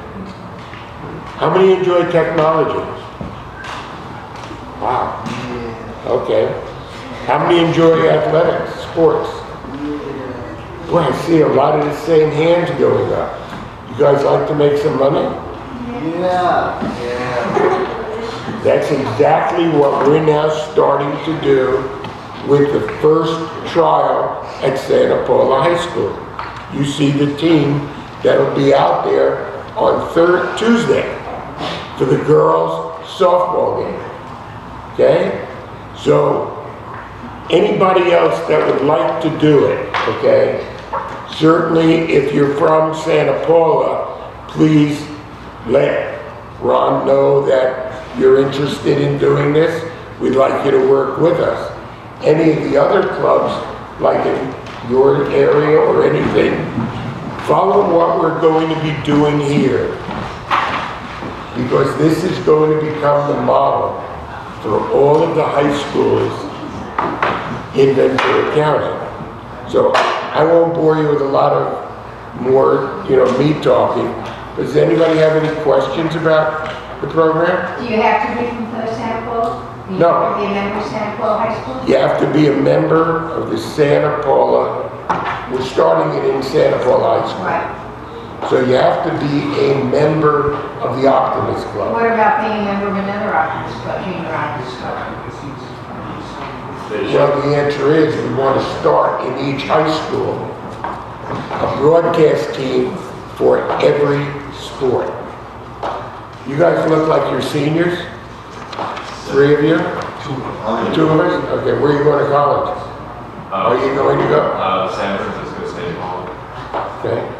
Could you imagine if you were doing this in high school, if you liked it, and you got up there, what it would look like on your resume?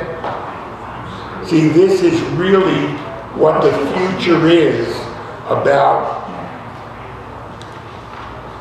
I'm going to leave you with one thing, and then I'll answer any questions. I told this to my children, my 2 daughters. I told this to my grandchildren.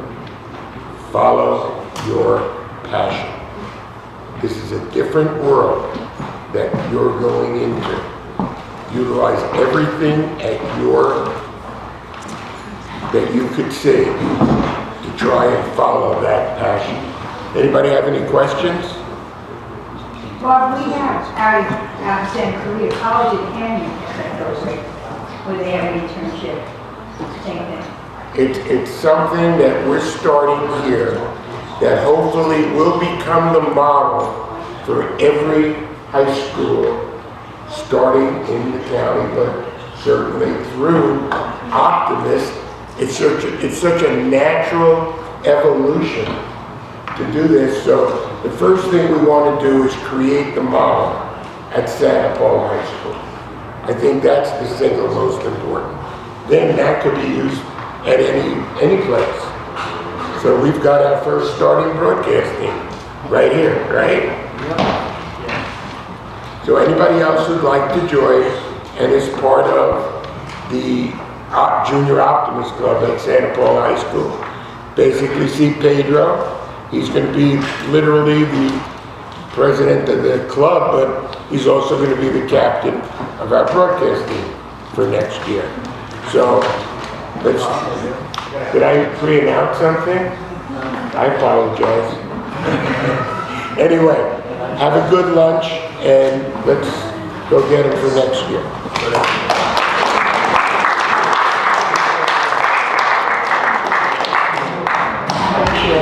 But that's not what I'm going to talk about. How many of the Optimist clubs here are aware that we have a home called Optimist Youth Home and Family Services? Besides Greg, everybody else in the adults. Anyway, the junior Optimist clubs, except for the Golden Valley, are not aware of this. Okay. I'm the past president of the board for Optimist Youth Home and Family Services. And what I want to talk to you about is a program that we do every year, and that's our Optimist Festival of Trees. Coming up, it's our 67th year. And what we do is we have a luncheon, a fashion show, we have a boutique, we have entertainment, but more than that, we have about 50 trees that we put on for you to bid on and for your clubs to put in. Golden Valley Optimist Club has been putting a tree in every year. They order the tree from us, they get the tree from us like everybody else does. They decide what they're going to decorate it with. They're going to buy the gifts that go under the tree. Your club can do the same. If your club is interested, it's $50 to purchase the tree from us. And then the tree comes with lights. You decorate it any way you'd like to decorate it. You pick a theme, anything you'd like to theme, and then you put gifts underneath there. Now, it costs about $200 worth of gifts under the tree. The best way to do it is if you can get businesses to donate the gifts. Pick out a tree. We've done what? We've done, Chloe, what did we do last year? The things. Yeah, what did we do for festival last year? We did a bath bomb or like Toiletries and everything. We've done a Disney tree one year, so it depends on what your club would like to do.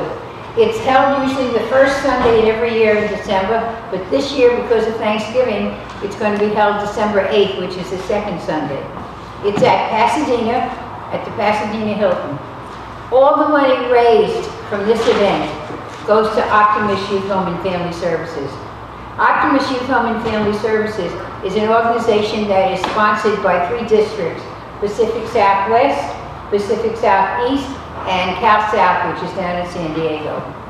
We have boys and girls that's our youth. All our kids are wards of the court, which means that they don't have a home for right now. They're living at our facility. We have 2 facilities. We have one in Eagle Rock, which is our main headquarters and our office. Then we have another place in Woodland Hills, which we just acquired, and that's Pack Lodge. And we're turning into a girls group home shortly. We have independent living, which means when a kid gets to be a certain age and they have no place to go, we don't say, you're out in the street. And if you haven't got a home to go back, we provide a facility for you to live in. We have group homes where we have 2 girls group homes and 2 boys group homes. And the kids stay there, they go to school, they go for counseling with their folks, and it basically keeps them out of jail. And a lot of our kids, thank God, graduate, they go on, they get great jobs. We're an adoption agency, we're a mental health agency, we're a foster family agency, we're independent living programs. So you can see that our kids get great help, and they're our kids, and we sponsor this home. We own this home. We can't sell it, but we own the home. Any member of an Optimist Club is an owner of that home. So all the money that we raise from this Festival of Trees goes to that home, 100%. A lot of facilities can't say that, but we can. So if you're interested and your club would like to put a tree in next year, talk to your club, who's ever sponsoring your club, and let us know. We'll talk to Greg. Any questions? Money's wrong. Ron, I'm sorry. I'm looking at Greg, I'm looking at you. Any questions? Anybody want to know anything about it? Yes? When we buy the tree, does it come to us and then we deliver it to you guys? Yeah, you get the tree from us. We sell the trees to you for $50. And then it's already decorated with lights. You have to decorate it however you want to decorate it. The balls, whatever you want to put on it. And then you pick a theme, and whatever your theme is, that's the kind of gifts you buy under there. Now, I have found, because I've been doing this for many years, if you have to purchase gifts, you get them on sale. Okay, I'll give you an example. I went shopping the other day to a store called Steinmark, and I bought a set of Farberware knives, which sells for like $59, $69. I got it for $20. They were on sale. They're going with a set of pots and pans that I have. Some of the trees that we have are, I have an angel tree, I have a Santa Claus tree, I have a snowman tree, I have a baby tree, I have a dog and cat tree. These are just some of the trees that we have there. And some of them are money trees, where they just have gift cards underneath there, or cash. But the greatest one we have is from the Pasadena Motorcycle Club. They come out and they do a tree for us. And besides everything that they put under, they usually have about $200 in gift cards. One year they brought out a mini motorcycle. I wanted that tree so badly. Last year we had a Lego tree. Everything was Legos, including a little table, a chair. They built it to Legos. I didn't win that either. They actually do something really neat over at the collection every year on behalf of Food Share. They have a can tree. Yeah, where you save cans of food and come in and whoever builds the biggest one. This is our 67th year coming up. And I've been running this event for the last 15 years. not 67. And I've been going for over 35 years and I've never won a tree. Anyways, any other questions? If you want to come, let me know. Thanks.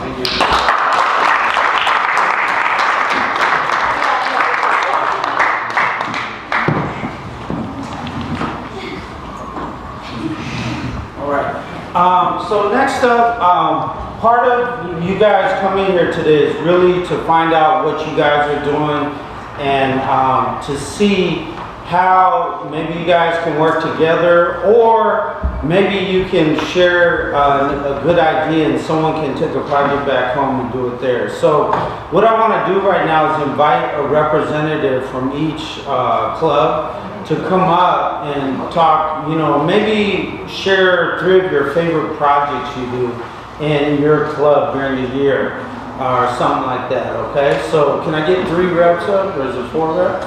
3? 3 reps, come on up. Who's coming over here?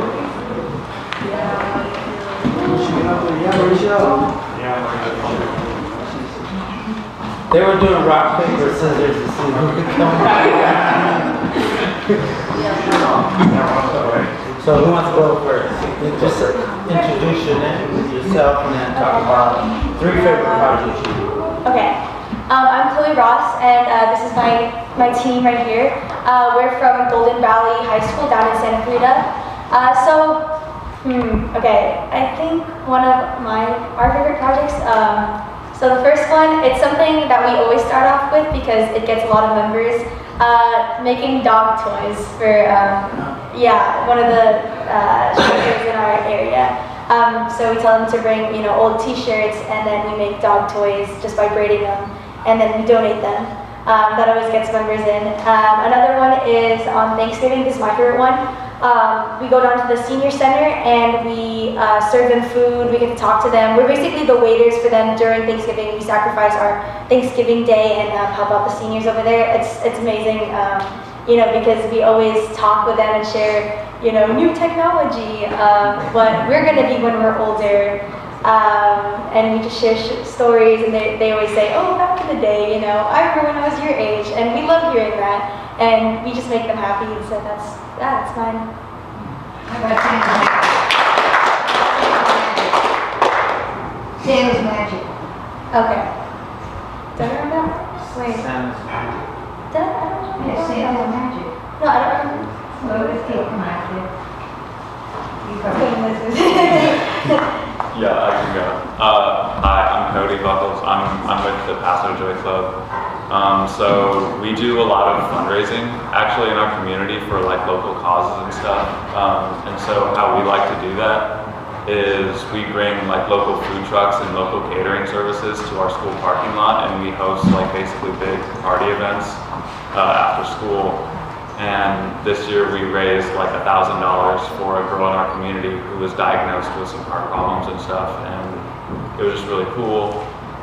We also go down a lot to San Luis Obispo to the Prado Day Center, and we just volunteer our time feeding like the homeless and the needy. And we really like doing that because they're always super thankful, and it's just like really rewarding to be there. And every year we try to help out Toy Bank somehow. We act as like chaperones, kind of going through with the parents to pick out gifts and stuff for their kids. That's all.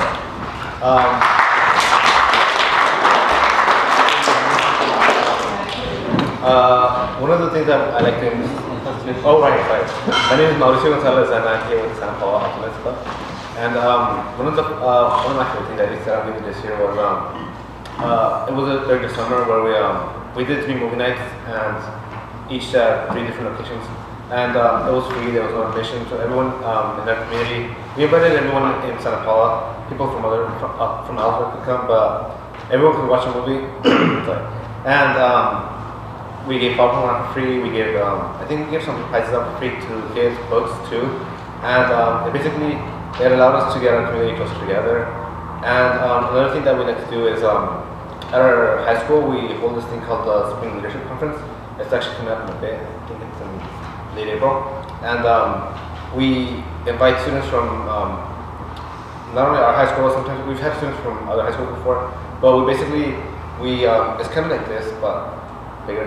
And we get people to, our goal is to get people who are out of their comfort zone. We try to get them out of their comfort zone, sorry.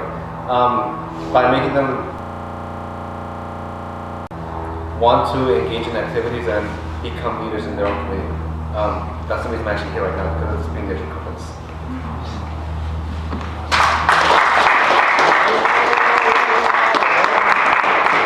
Okay, next is, I'm gonna do 2 more questions for you, and we'll do it real quick so we can get to lunch, but I think it's just important to hear from you guys. And so the next one is, what is your biggest challenge as Junior Optimist Club on your campus? And then how are you working to deal with it?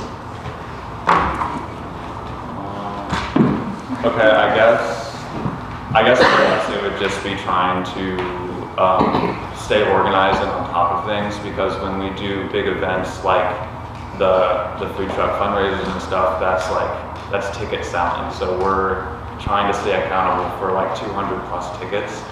And I think that's the hardest thing for us, is just making sure we know like who has what and all of that. But we've kind of figured out a system where we have like a spreadsheet and people check out the tickets and then they return them if they can't sell them. So that's kind of how we manage that. So the problem for us is there's not many members within our club. We actually only have 6 people. So we're on the borderline of not being eligible to become a club. But something that I've been trying to reinforce this year is I really like this thing about the purpose, because I try to implement that.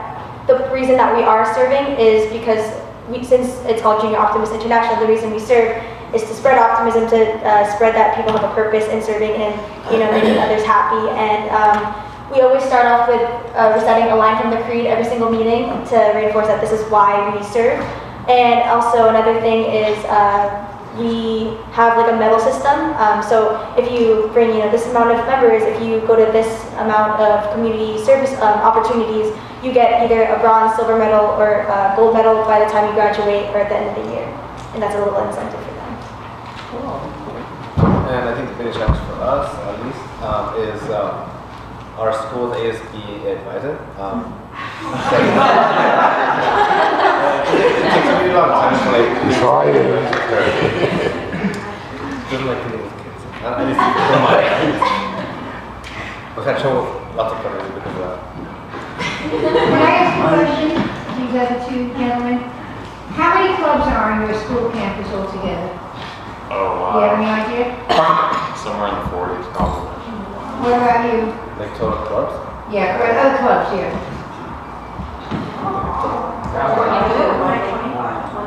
We have how many on Golden Valley?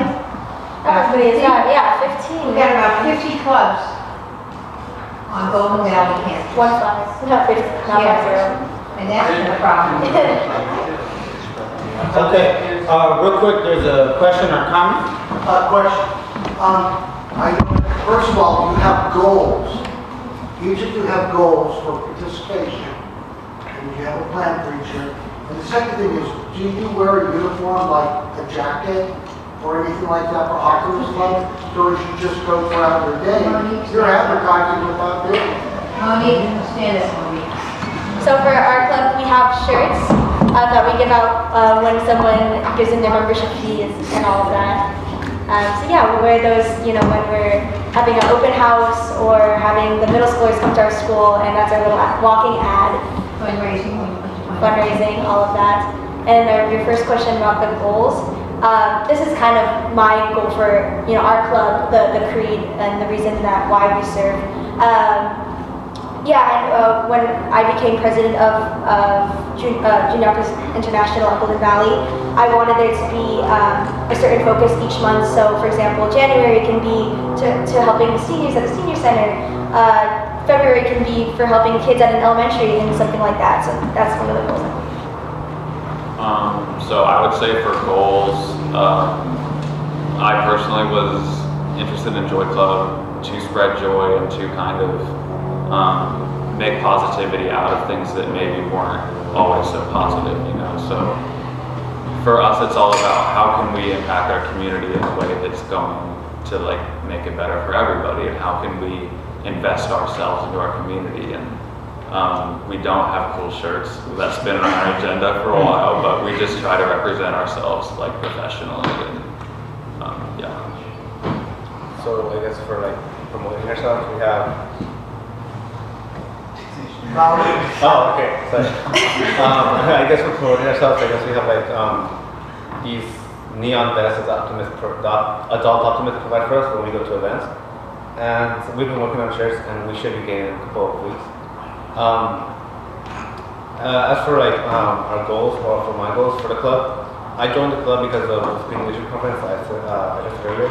But the main focus of the Spring Leadership Conference was to bring out the leader in you, and like that stuck with me throughout the 3 years that I attended. And so my goal for Optimist since the beginning that I started the club, that I became president of the club, was to actually like try to get someone who didn't like when you saw them, you wouldn't think that they would ever become a leader. Try to get someone like that to become a leader. Okay, and before we head to lunch, one last question. If there's not any more comments or questions, Okay, so the last one, what has been your biggest success as far as activities or things you do with your club or just being around your club? What has been the biggest success for you and why? I guess for us it really would have been our event for Jaden Lear this year was like a really big thing. But overall, I think our favorite thing is our connection we have with the Prado Day Center, because we go down almost every month and just help them out. And what is that center?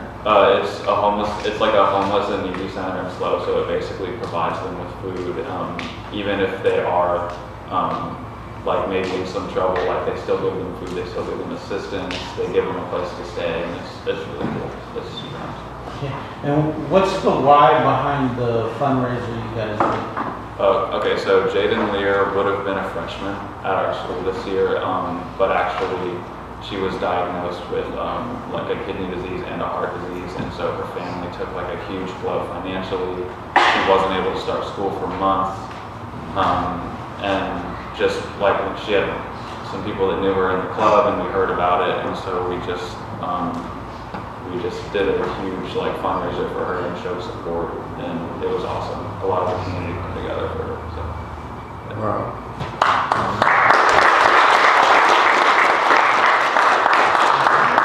Biggest success rates. Biggest success and why? So the biggest success for me has been gathering a group of students who were actually who have been committed to the club since the beginning of it. And you're seeing it right here. The students who are participating here, they're the ones who've been committed since like the beginning of my presidency. And I'm proud of that because when I know that when I leave next year, this coming year, they'll be the ones who will be representing the club. They'll be the ones who will be the most committed to it, and they'll be the ones who will be able to bring more to the future and hopefully continue that trend. Very good. I think the biggest success for our club, so one thing that my advertisement when I tell people why they should join our club, it's kind of, the optimism part. We try to help people remember their reason for serving, and I think that's one thing that makes us stand out from the other 14 clubs at our school. There's other clubs about your interests such as business, medical, art, and I think one thing about us is the community service aspect about having a purpose and having the kids remember why we are serving. And yeah, I think that's one thing that makes the Optimist Club stand out a lot.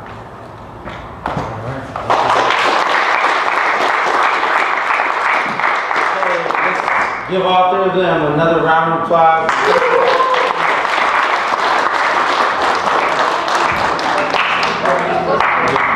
Okay, so we're gonna do something a little different for lunch, just because there's a lot of folks in here that might not otherwise get to talk. So what we're gonna do is we're gonna count off. There's 6 tables, so we're gonna go 1 through 6.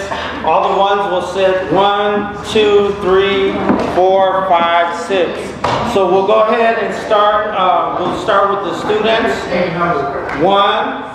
So we're gonna count out 1. Oh, do they? Are you guys have it by numbers? Yeah. Oh, there's actually 4 numbers. They already did this. I don't have to do it. Okay. So if you're a 1, please go ahead and grab your food. If you're a 1, look at your name tag. All 1s, go ahead and grab some. Quiet on the set. Alright guys, how was lunch? Good? Well, I just want to say thank you so much to Sandra Easley and Linda Skills, because they're back there. If you guys can please raise your hand. If it weren't for them, we wouldn't have the basement. So them two, they were members of the Santa Paula Oddfellows Club. So they were willing to donate their time and money, if not, valuable time, to just put this food together and let us have a great time here today. So, coming up next, Kathy's going to go ahead and talk to you guys about the Promise Yourself Junior Optimist Award. Kathy, can you put this on? So this year is our international president. It's our 100th year as Optimist members. So they made a centennial award for this year. And this applies also to you guys. So this is a Promise Yourself award, and the way you earn it, you get this pin. It's really cool. But the way you earn it is you bring a new member in, and then you go online and tell your story. And all you guys know how to video. You can videotape it and send it in. And then send this form in with it, and you'll get a pin just like this. And it says Promise Yourself. And it has 100 years. It has a 100-year logo on it. It's all on the website for international. The other thing I wanted to tell you is you are Junior Optimists. When you become a senior and graduate, you get 1 year of a regular Optimist Club for free. After that, if you're full-time students, you can join a regular Optimist Club for $26 a year versus $120 a year. We want you to stay in optimism, Optimist, and this is one way we know how to do it. So the first year, college, first year out, even if you don't go to college, it's free. If you're going to college and you're carrying the only thing is you have to carry a full load. Yes. Is free on international and district, or just international? Yes. District is free too? So district currently that is not picking up is not asking for dues for college students. It would be $1 a year. So it would make $24 out of it. So, but all these young people that are graduating, how many are seniors this year? No problem if they want to go to school, it's hard. But, so here's the deal. You know, they come back at Christmas, they come back at Thanksgiving, most of the time they're home in the summer, and most Optimist clubs are doing things those times of year. So, It's just to keep the connection and to keep them committed. Some of the places that they're going to college, we can look, if they tell us, and we can see if there's a club that they want to join near the campus. It's just an option. We just want to try. You guys have worked so hard, and we'd like to see you stay in our group. And so we're just trying to make it a little financially easier for you to do it. Do I have any questions? Done.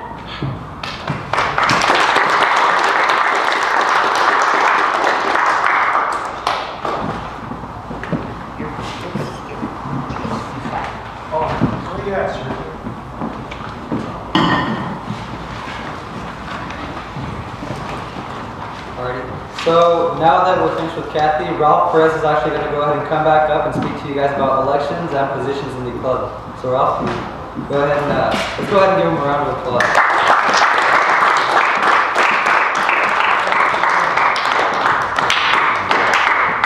I know it's going to be hard, so anyway, I'm just doing myself. What I would like to be able to do is start off by giving you a little identification of what the responsibilities are at the level, at the club level, and also at the district level for a Joy organization. Starting at the district level, and we'll be holding that election today, is that we need a governor for the District of Joy. What the structure for the governance of Joy is basically your governor, you have lieutenant governors, and then because you don't keep minutes, I was just informed, you don't have secretary, and obviously you don't have a treasurer. Those key positions should keep you, if you want to say the district, informed and connected between your conventions. You have a convention basically. Our adult organization at least has the luxury of meeting 4 times a year, 4 quarterly conferences, one of those conferences being a convention. So we can basically do everything within our organization that we're required to have a quorum, which is election of officers, bylaw changes, things that have to be done in the administrative year. Joy, you're a little more, you can do it just like you're doing now. I commend you for doing something because we lost connection with our Joy. We were sometimes, the year that I was governor, I think Mark did the same thing, had Joy at the convention with the adults and parallel with that activity. What we'd like to do is give that freedom to you to decide how you want to do that. What you're doing now, like I said, it's Kathy, I commend Kathy for starting it up again. It's the momentum that you're working on. So it's still key that we have those positions held by people that want to take responsibility and accountability to stay informed with the rest of the Joy groups within the district. Today we're only going to be having the election for the Governor Joy. The lieutenant governors is going to be left up to your area if you want to have one. I would highly recommend somebody in your club stepping up to that. The way I see it, if you become a lieutenant governor, whatever amount of Joy clubs that you have in your area, you stay corresponding with them, and you liaison, you communicate that back to the governor, Joy governor of the district. Then if you're interested, you can serve as governor yourself, because basically all you're doing now is expanding your capabilities to lead a larger organization, which would be all the clubs within the district. So what I would like to just outline some of the responsibilities as a president of the Joy group as a district, and being that the geographics is probably your biggest barrier, is what means do you use to communicate to all these clubs, and what means do they use to communicate back to you? I mentioned one, that lieutenant governor is one that's supposed to give reports back at visitations that he makes at particular clubs that he visits within the district. And again, that would be nice that when you have a assembly like this, that you can actually have not necessarily the presidents, but have so many clubs out there that you have the lieutenant governor giving report outs of all the activities within the clubs within his zone or her zone. So again, I'd like to hear from you some examples that you would use if you were president trying to reach the masses within the district, having such a huge geographic separation. What means would you use to communicate with the club presidents? Anybody? Communicate with the audience? Like the mass? Yeah, communicating, and it could be as simple as email form. That's, you know, that first thing that came to mind. You definitely, you know, send emails.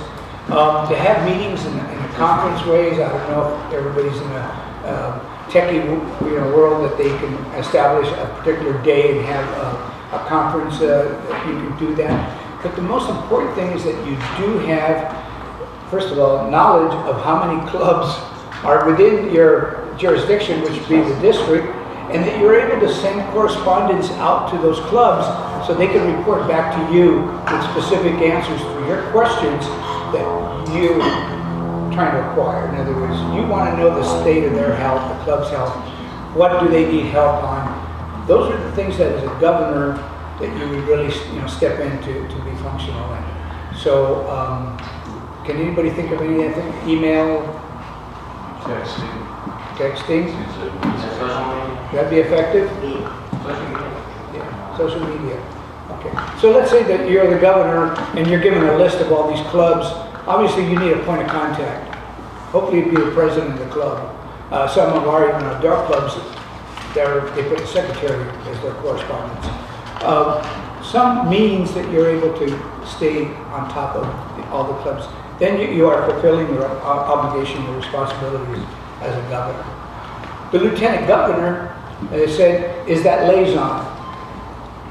I would say the geographics between Paso Robles and Santa Clarita, and I don't know if you have any further deep than Santa Clarita, heading south. Do we have any clubs further south than Santa Clarita right now? Well, you have the valley. Pardon me? You have in the valley. Yeah, in the valley do. And Sandy, I'm going to recommend that they would do the same thing. Palmdale? Palmdale? I think they have a club in Palmdale. Okay. Yeah. So, Okay, no longer. Sorry, we have Pastoral Ridge and Pascadero, then we have a bunch in Camarillo, Santa Paula, Santa Clarita, and Visalia and Porterville, I believe. Porterville. Porterville and Visalia. Visalia hasn't put in okay, yet. good. Okay, All Porterville. right. So again, if you to look at this in a map and just saying, you know what really is the problem of not being able to get together is the fact that you can't all come together at one particular time other than a convention. Use the liaison to be able to acquire that information of one or two clubs and report back to that governor. So when you go back, you may want to contact the clubs around you so that they say your group consists of 3 clubs or 2 clubs that you can say one lieutenant governor. Well, you have you have Golden Valley, and then you have Santa Fe, you only have 2 clubs. Only 2, okay. Am I right, Kathy? Kathy? Only 2 clubs in the Zone area? 3? Huh? Only 2 joint clubs in Zone 3? Yes, Santa Paula and Santa Clarita. Right. Okay. All right, let's say that it is 2, but like I said, I think a functioning lieutenant governor would be fine. So it's up to you. Again, if not, the president's going to have to come to 2 places for point of contact rather than just one. We're going to have elections, and as I said, at this particular time, we're going to admit the elections of the lieutenant governors. We're just going to be electing the governor of Joy of the district. Now, when you come to a club level, you guys already know that you belong to one. You have a president, you have a secretary. Does anybody have a sergeant at arms? No. Okay, no? Okay, see. So it's not functional. Board of directors? Huh? Yeah, exactly. I was going to get my, okay. So now, within the administration of that club, you have board members that, again, this is the reason I'm bringing this up, is your meetings should consist of 3 separate meetings.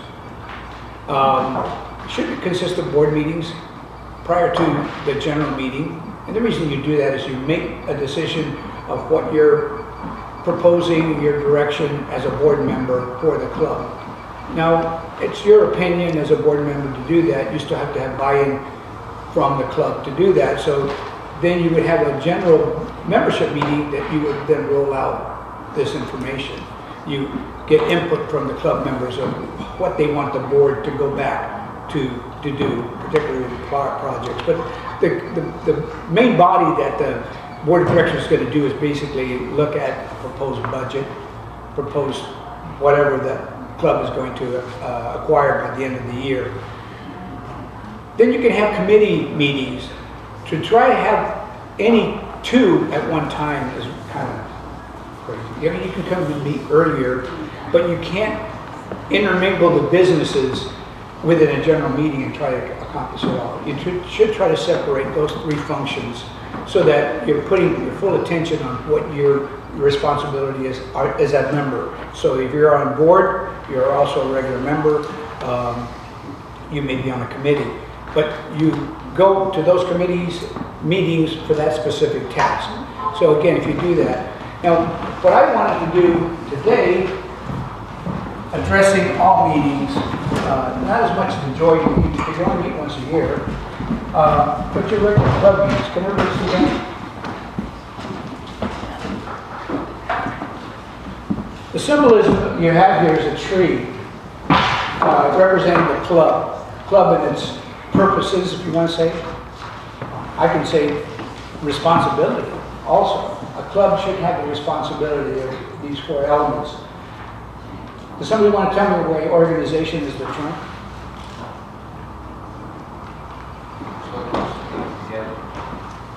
The base. It's the core. Yeah, it's the base. It holds everything together. If you are lacking here, obviously you can't expect one of these branches to offset a weak trunk, a weak organization. So that means this speaks about the organization within your meeting. Your meetings should be organized. What's the first form that comes to mind about an organized meeting that you attend? What does it have? What it should have? Yeah, a location. Okay, let's say you get past the location, the time, you got everybody there, but the organization responsibility, which basically starts with the president establishing this, what would be the first thing that you would say that meeting was organized? Yes, sir? An agenda. Thank you, sir. Everything starts with an agenda. Everything starts with an agenda. I don't care if you're holding an executive board meeting, if you're holding a committee meeting or a general meeting. You should have some outline of how you want that to flow. Within the fact that you have open areas for surprise, that was in my agenda, but it should be addressed. You allow for that also in your agenda. So how many clubs here have agendas before you have general meetings? Good job. Good job. All right. Committee meetings usually run a little lax. I've been involved in some that, including mine that I chaired. You come in, you make it up as you go along, and you go, wow, that was productive. Contrary to what I was able to do, but you know there's a flaw in it. It can actually be better if you at least are prepared to say, we have structure. Organization, folks. Anything else come to mind under organization? And this is upon every member, everybody that's attending that meeting. The calendar. Huh? Calendar. Oh, calendar, yeah, keep focused on the time frames, especially if you have an activity that has, if you want to say, Deadlines. yeah, exactly, working steps to achieve certain things or whatever. But something else, as an individual, we as individuals participate in this part of the meeting. Got a hand over there, right? Yes. Go ahead. Oh, attendance? Attendance, you're there. Like I said, you're all there. You have a good meeting place. You have a good president. But something becomes part of every one of us while we're in that meeting. Participation? That's good too. I like this. Come on, there's more. Because again, the president can't do it all with a good agenda. Participation gets things done, starts getting, the momentum, the fact that you have to get them. As members, we all have to be, for organization, Active. active, How about accountable? We need to be accountable to ourselves, the people that are there. The fact that, yes, joy, you live up to one thing, and remember this, joy. If that doesn't say something about your organization, you have fun. That might be entertainment, but again, you're living up to expectation of joy, that means something to you. But it's beyond that. That means you can have joy, but to be organized, you still need to be accountable, so the fact that you're not wasting time when you're there. People are accountable to the fact that a president needs your attention, you're going to give that attention. You can cut up, you can have fun, do all that good stuff within the confines of still being organized. I've gone to a club, now I'm going to tell myself. Once the president starts talking, somebody starts yapping, the chair gets kicked. Discipline. And then if it doesn't work, you might miss the chair and hit his leg. And that's an accident. That's an accident. But we still have to respect the fact that, we have a limited amount of time, we have to get things done, so we're individually accountable as part of this organization. Okay, these other ones are branches. Some may be very strong, some may be weak. But you should have some element of these branches. If they were equally strong, they could, if you want to say, bear the stress of the entire tree. Besides, again, the tree is another symbolism, the fact that it's not just a shade tree. This is a producing, product providing tree. So without these things, that means this tree can produce and provide service, provide things that, without these elements, special organization, would not be able to do it. So let's take information. If you're the club president, it's your responsibility to make sure that you're providing every member that's there their due time and information, because that information that you're giving them is the reason hopefully they came there to get information. Or you are coming to give information, but it's still a function of this club to be able to be informative. And this is why your club members that come in hopefully will stay, because they're not just seeing organization, they're actually also informative. Resourceful. Who can tell me what does a resourceful club look like? I've heard some projects that sound pretty resourceful. What's your example of a club being resourceful? Using what's around you to the best of your ability, and taking advantage of that for your own benefit. Exactly. And then you're looking at what elements that are the resources that you have. How are you going to use them for the outcome of your particular projects? I heard Paso. What you guys do for your resources, you're saying, wish we had more time. Well, so you're doing as much as you possibly can without the element of time. The next thing is, can you do it because, can you do more of it with more members? And obviously it's not to benefit just the club, but it benefits the members that join your club. The next one is entertaining. I look at this as, you can reduce that down to enjoyment, fun. As I said, this is the element that joy has. The fact that, you're dealing with real issues. When you take on a community activity, the importance of visiting seniors on Thanksgiving is very important to those senior people, to the sacrifice that you're willing to give up your time with your family, but you're willing to do that, So again, you may not see this as entertaining, but it keeps you there because you want more of that same feeling. You want to be feeling good about the organization you belong to.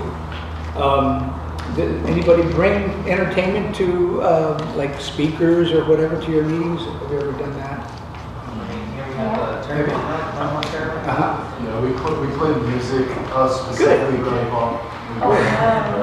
You should. You definitely should. Good. So, the exercise was supposed to be is give everybody a post-it and write down what is wrong with your club and post it in the appropriate structure of the tree.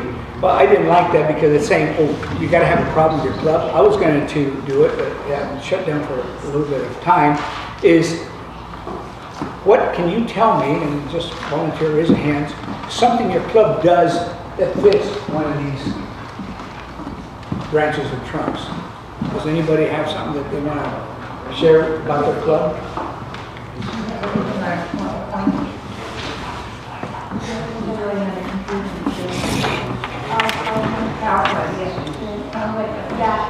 PowerPoints, we always are using PowerPoints.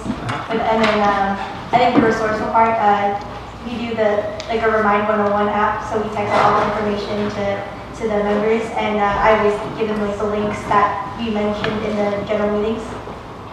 Good. And you have a webpage too. Yes. That's information. And the other thing I was going to bring up is, I know some of our adult clubs have bulletins.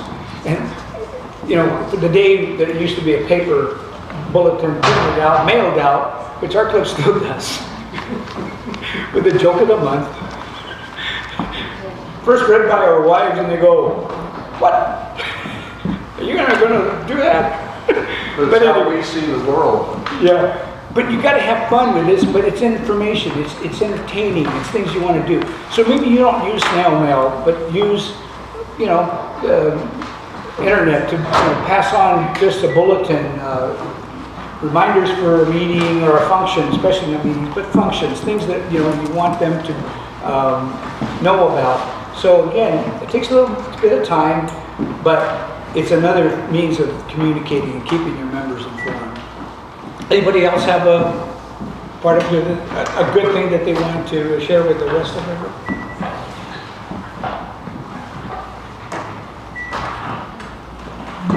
How about some food and something to drink? There you go. That brings me to there. Yeah. Anybody serve refreshments or anything out there? Huh? Yeah. And maybe not all of them, but if you make a special event that you're holding this particular meeting, especially when you're looking for volunteers, you need people to show up so that you can count on the fact that you're taking on a project that you're going to have the head count to be able to back it up. So yeah, that's a good time to do it. Do teenagers eat church meal? Do they eat surgery? Do teenagers eat surgery? Of course teenagers eat. Yeah. All right. If there's any questions, I think one thing should be also included in there. yeah. That's projects. Oh, God, yeah. That's right. Yeah. As a branch, yeah. Yeah. You know, indeed. Projects My and next fundraising should be in My there. next presentation is going to have projects, because you're right, that is just another reason why members stay members, and why members are maybe looking. I think you brought it up very well, that, you know, there's art clubs, there's the ski club, there's, you know, other clubs that, if you want to say, hey, I like Zachary, they want to get together because they want to talk about the same interests. But there's very few that probably do community service projects that's going to improve and enhance their opportunity for college because of what your projects consist of. So that's something that maybe needs to be expressed when you guys have your club. We still have the club fairs at the high school. Oh, yeah. Yeah. That's like So, okay, if you hand out things, what you have done in the past, what things, that may connect, that may be something that Peterson says. And don't forget to mention, this also counts for your community service that you're required to have or whatever. So they're going to say, hey, if I'm going to belong to a club, double duty, I'll do it that way. So make yourself attractive based on what you are and doing. Thank you. The other thing that we do with our club is we emphasize the scholarship program with Optimist International Hotel, Right, good, which is the essay in order program. right, okay. That should be another thing. That could be, yeah. Well, I'll improve on OI's tree. Thank you. All right, so if any other questions based on the duties and responsibilities of officers, I'd like to bring Mark, if you would come up, and Dee. What I would like to do is hold the elections, I'm not me, I'm stepping on line. Do you want to hold it in my session? Do you want to open the election in my session? Would you just, there's going to be some names of the people that are going to be nominated for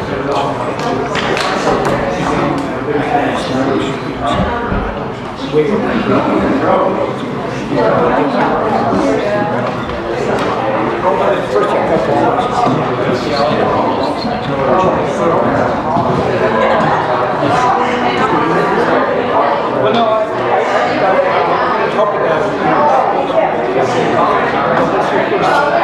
Even if I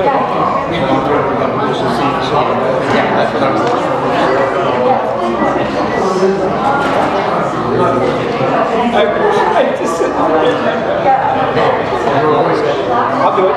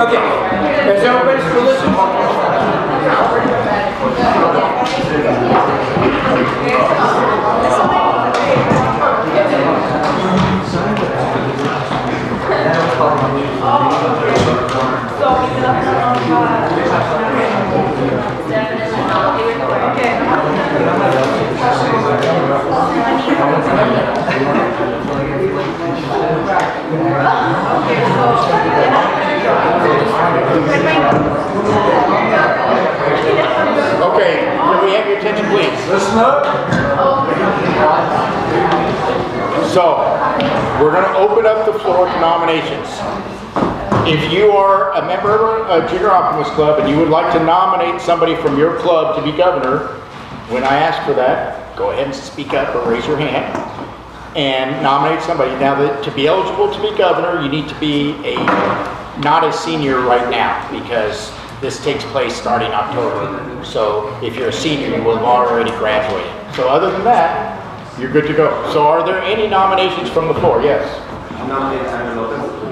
Who? Lopez? Sandra? Sandra Lopez. Is Sandra here? Do you accept the nomination? Yeah. Okay. That's just a nomination. Wait. Hold on. That's just a nomination. We're gonna have a vote. Yes. I nominated Strobich. David, what's your last name? Strobich. How do you spell that? Trobisch. Okay. Do you? T-R-O. Trobisch.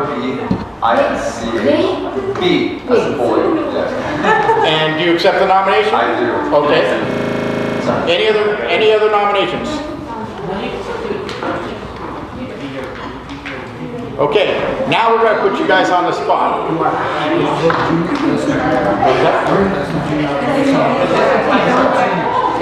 Yeah, they're not. So David and Sandra, come on over here. We're gonna put you guys on the spot. Hold on 1 second. But you guys come up. What are you, freshman? Sophomore. Sophomore.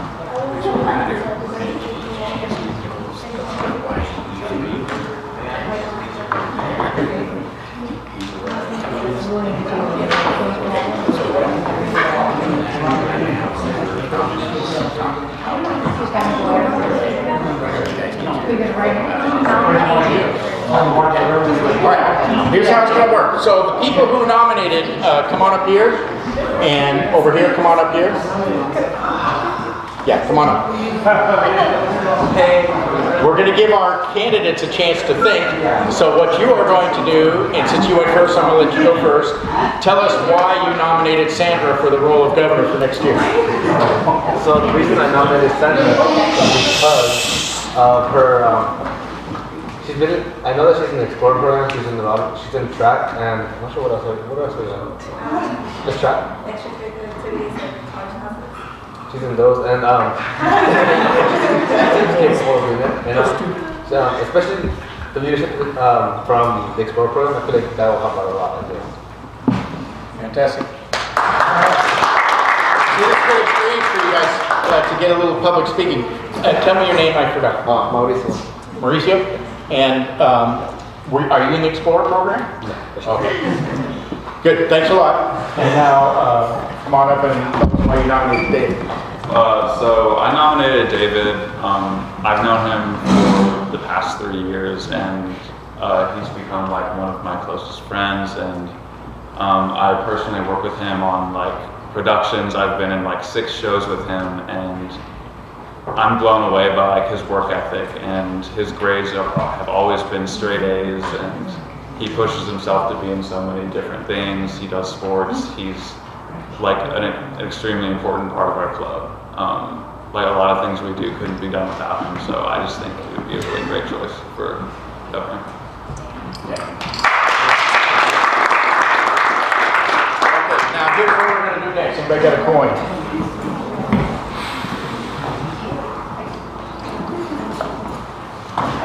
Anybody got a coin that can get it out of their family fast? Here we go. We're going to flip a coin to see who goes first. Since you were nominated first, you get to call it. We'll see how. So I'm just going to let it land on the floor, and whatever it lands is it. Heads it is. You choose if you want to go first or second.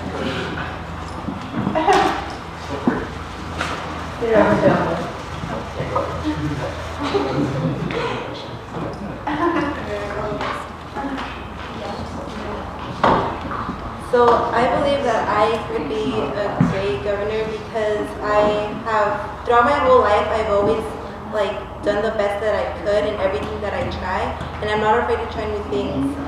Since 7th grade, I've been able to exceed from what most people would call the average person. I can talk to people no matter how scared I might be, and ever since I was little, I've been able to show people that just because I am a girl and I am younger than most people that try things, I can always do really good. I am involved in many things, and I've always been able to show people that I am good at what I do when I put my mind to it. Some of the things that I'm involved in is I've taken college classes since I've been in 7th grade, and I'm actually halfway done with my major. So, and I'm also in the Explorer program, and the Explorer program, it's a very good program that allows me to evolve in the community and helps me to understand people of all ages and all of ethnicities and situations, and it allows me to see how I can better help my community. And I feel that as governor, I am able to expand that more and help people even more. Because I do have that perspective of explorer, being a student athlete, and with now being governor. And I feel that I am able to speak to people and try to problem solve, but I wouldn't do it alone. I would also do it with the help of everybody else, because I know it's a lot to put on one person. So I wouldn't be afraid to ask for help if I would need it. Thank you.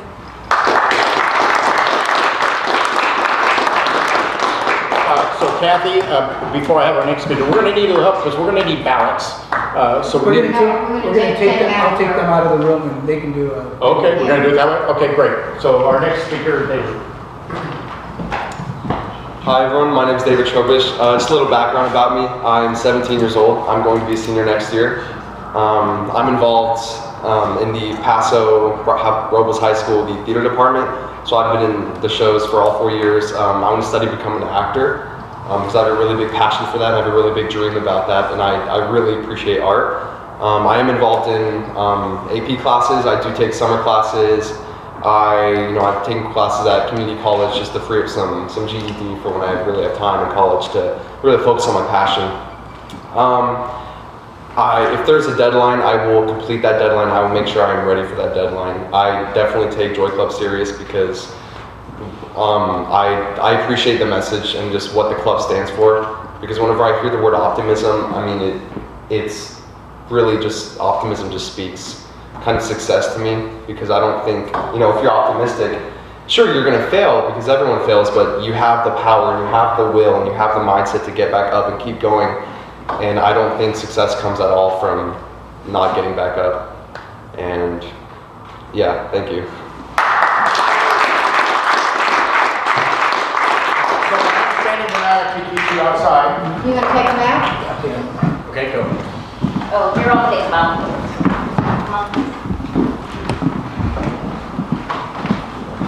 Let me just say this, they're going out of the room so they won't know. I just want to say that remember when you're voting for the person, you're voting for the person and what the person can do. It's not a popularity contest. If you think that the person is not in your club and the other person is a better person, you've heard their qualifications, that's what you have to work on. You have to work on their qualifications and vote on their qualifications. You're not voting on them because they're popular. So remember that. And please, the most important thing, and this is going to be hard, we didn't do a closed ballot, but we're going to show a raise of hands. If for some reason your candidate, your nominee doesn't win, don't go back and say who voted and who didn't vote. We were talking that possibly whoever loses, and there's really no loser, everybody's a winner, like a contest. They're all volunteers and we're winning. Possibly whoever comes in second, I guess that's the way to put it, they might consider being the governor's aide for next year, which means they will work closely with the governor and help him or her in any position that they can. Okay? Okay, so with a show of hands, can I see how many people would like Sandra to be governor for next year? 1, 2, 3, 4, 5. Am I right? Did you count with me? 5? Yeah. Okay. And David. We'll go to David. 1, 2, 3, 4, 5, 6, 7, 8, 9. Okay. I guess it's okay.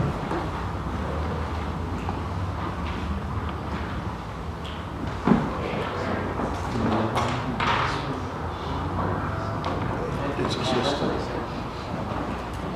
It's a system. Come on up and vote here.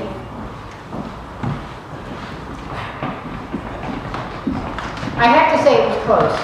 Okay. David, come on up, Sandra, come on up. Oh, right. There really aren't any winners in here because you're both volunteers and you both do a great job. What I'm suggesting is the person that came in second would be a governor's aide to the person that is the governor. That means that he or she will help. They'll keep in close contact, and this could be a more or less a learning ground for you for next year, whoever we get. Okay. David, congratulations, you're the new governor. Sandra, you came in second.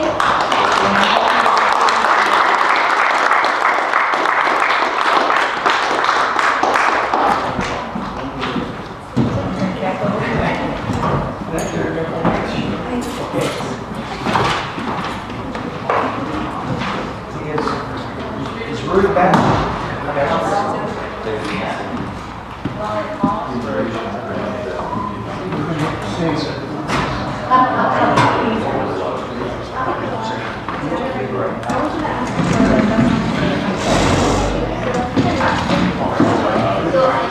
Let me just tell you what's going on. I'm going to ask you all to just to do a little bit of KP right now. If you got any trash, do the trash can.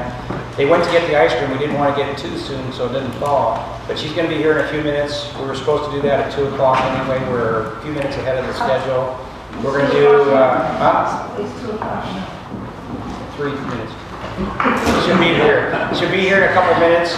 It's ice cream, vanilla, all you can eat, and so until it runs out. And then all kinds of sugary toppings. So we'll have fun with that, and then we'll come back to our speaker after the ice cream. Please have the Optimist come up and speak on that. Thank you.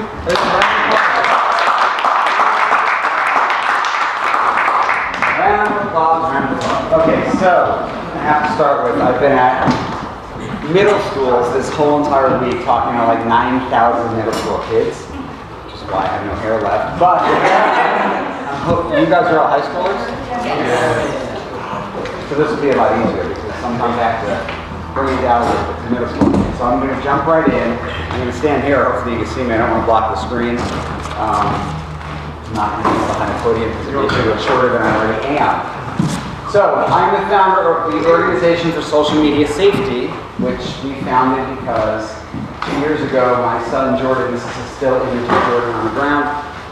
Jordan was at a restaurant after high school. He was in 9th grade. He was walked to a Wendy's every Friday. I allowed him to walk to Wendy's, go get French fries, go to the park, ride his skateboard, and then I pick him up half an hour later after school.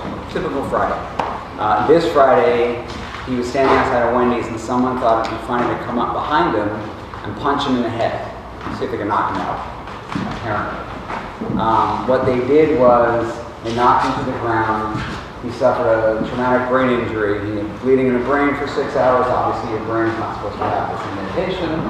And he was flown to, I live in West Hills, if you guys know where that is, in West Hills. He was flown to Children's Hospital. He spent 6 days in the ICU in the Children's Hospital. You know, traumatic brain injury, hearing loss from the ruptured eardrum, cracked skull, you know, emotional scars, all of this stuff. So this is why we formed this organization. And everybody says, well, why'd you form the Organization for Social Media Safety when he was punched in the head? When it happened, the perpetrator's friend stood back and filmed it. The whole thing, they stood there and they waited. They watched the kid walk up to my son and knock him out. And then they uploaded it to Snapchat. And it went out virally, and everybody was sharing the video. And I was called by one of the kids. I work in middle school, by the way. Again, why I have my hair. One of the students that was there that saw it called me and said, hey, Mr. Pizer, someone punched Jordan. I was home thinking he had a bloody nose, and he got into like some argument. I don't know what.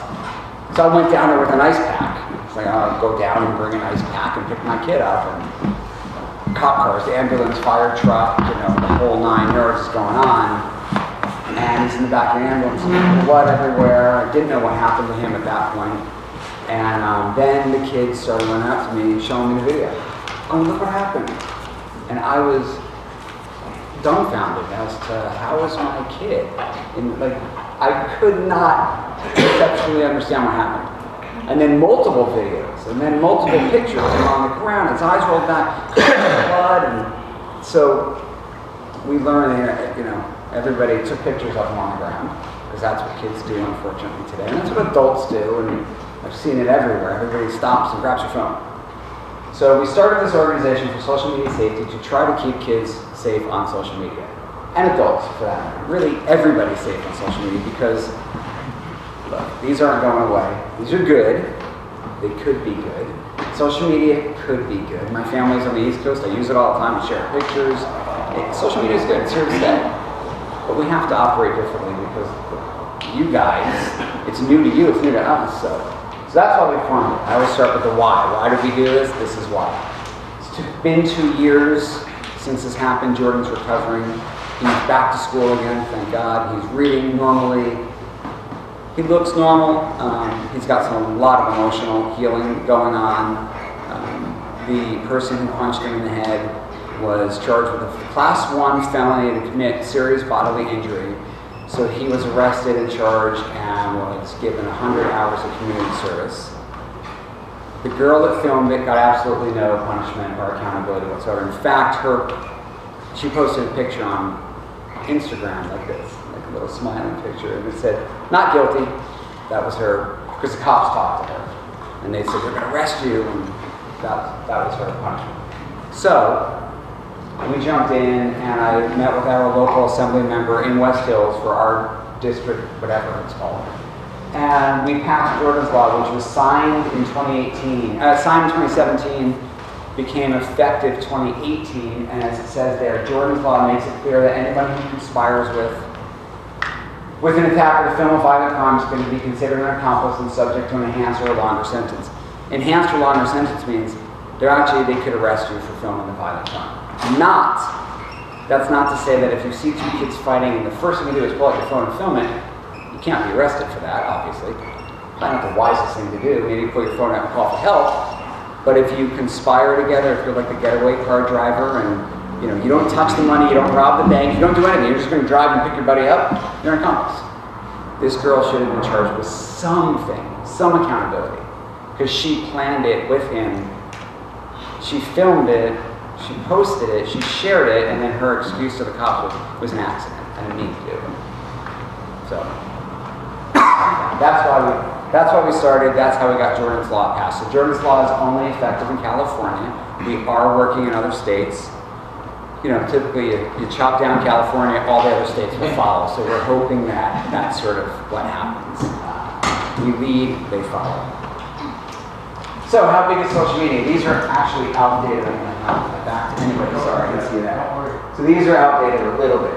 2.34 billion users social media as of 2018. Actually, they said right now, I'm going to update, it's a little over 3 billion. So as you know, because you students are super smart, there's about 7 billion people on the planet. So close to half of them are using social media. It's insane. When I ask middle school kids, and middle school I go through 6th, 7th, and 8th, and I think that's about the same. I asked the middle school kids, raise your hand if you got your smartphone in elementary school, and I'd say 90% of the hands go up. Those are 8-year-old, 9-year-old, 10-year-old kids with $1,000 iPhones. I spoke at elementary school and said, raise your hand if you have an iPhone 8 or better, and like almost all the hands are up. And I told them, kids, if I asked my dad when I was your age for $1,000, I wouldn't be able to speak today. No way. 90% of those 18 to 29-year-olds have at least one social media account. Now, I won't ask you guys, I don't embarrass you guys in front of a small group, but I'm sure, because I asked the other students, raise your hand if you have 2 or more, and all hands go up. They've got Instagram, they've got Snapchat, they've got, and it's, again, it's okay. We just need to use it more wisely. The number of teens using electronic devices, including smartphones, for 5 hours a day has doubled now. This is not 19% anymore, it's 24%. So kids using it 5 hours, and that doesn't include time for homework, it doesn't include any of that. It's just social media. And when I ask the kids in schools, raise your hand, be honest. Do you feel like you're addicted to your phone? Is the first thing you do in the morning, and I could ask the adults that too, even in this room, the first thing you do in the morning is you look at your phone, and I'd say 90% of the hands go up. And it is an addiction, and we know they make apps with certain colors for that addiction process in your head, Candy Crush and the other ones, they're formulated with certain colors to give you that dopamine that you get, and you just sort of want to go back for more. One more like, one more heart in the picture, one more smiley face. It's all addictive. And then according to a study of teens, not the old people, according to a study of teens, 60%, those between 13 and 17, which is probably everybody in this room, I think maybe some of you are older, say that spending too much time online is a problem facing their age group, with 9 out of 10 having a major problem. And that was a survey done to 1,000 teens. So the teen, you guys think it's a problem too, which is great, because when I talk at schools, I tell all the students, I don't want to change the world, and I know I can, but I need your help. I cannot do it alone. I think I can, but I can't. So, cyberbullying, which is why it said it on the thing, bullying. What happened to Jordan with cyberbullying? It's really bullying. I mean, Jordan, actually, he wasn't really bullied. It was a one-time event. Bullying is that continued.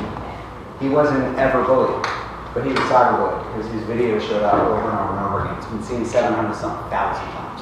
You can Google his name and you get 20 pop-ups real quick.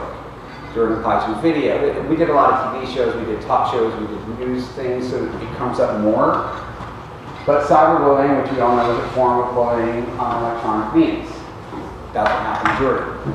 I can't get the visual. I used to show the clip, the video. I can't do it anymore because it's too hard for me to watch.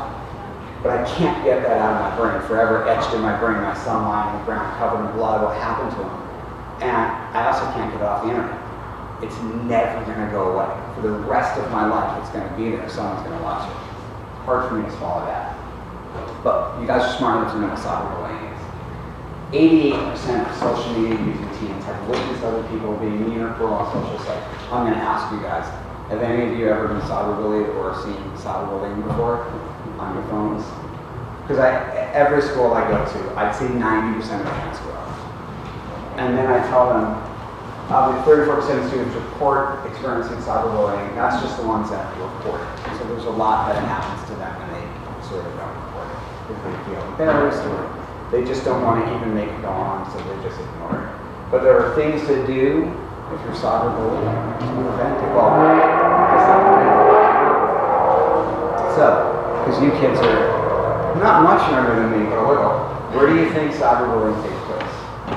Raise your hand, throw out an answer. It's a small room. I spoke to 2,000 kids yesterday.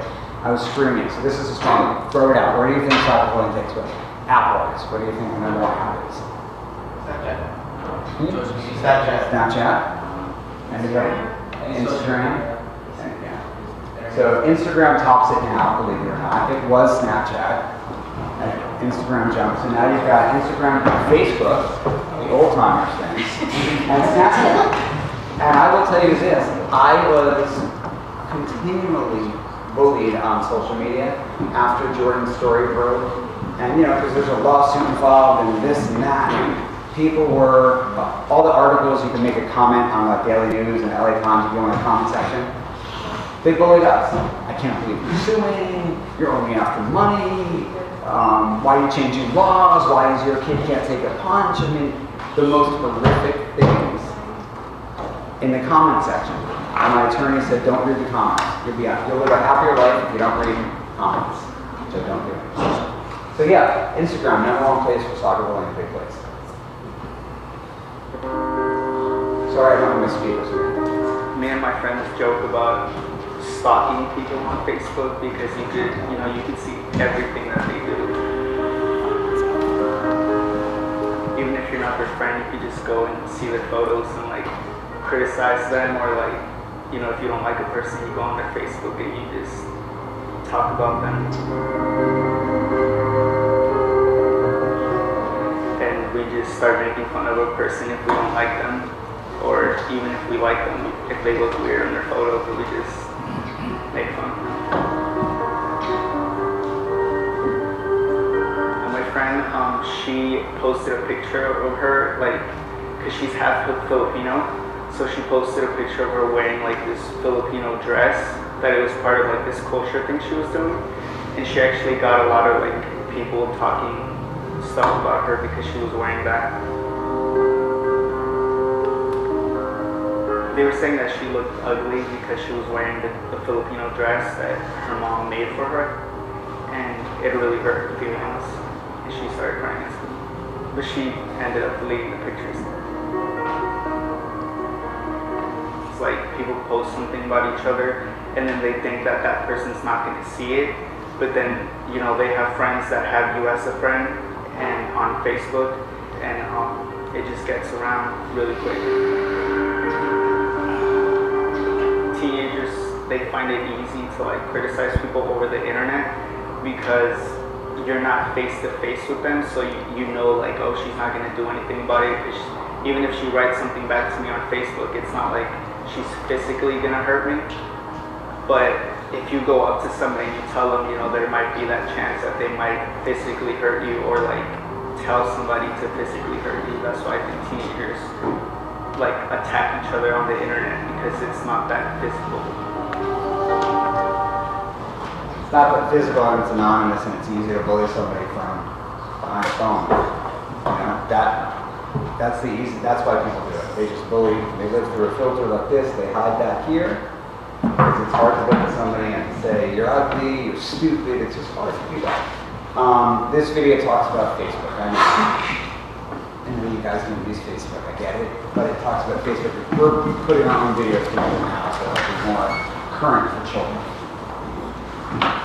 So, bystanders versus upstanders. Obviously, the people that filmed my son, the girl that filmed my son getting beat up, and the kids that filmed him on the ground, and took pictures are bystanders. Digital bystanders, that's what it's called today, and then there's upstanders. So, in a problem situation, the average person only helps 20% of the time if there's other people in the room. And we know the digital bystander or the bystander effect, where you think they're going to call, so you're not going to call, and you think, and everybody just thinks somebody else is doing something, so no one does anything.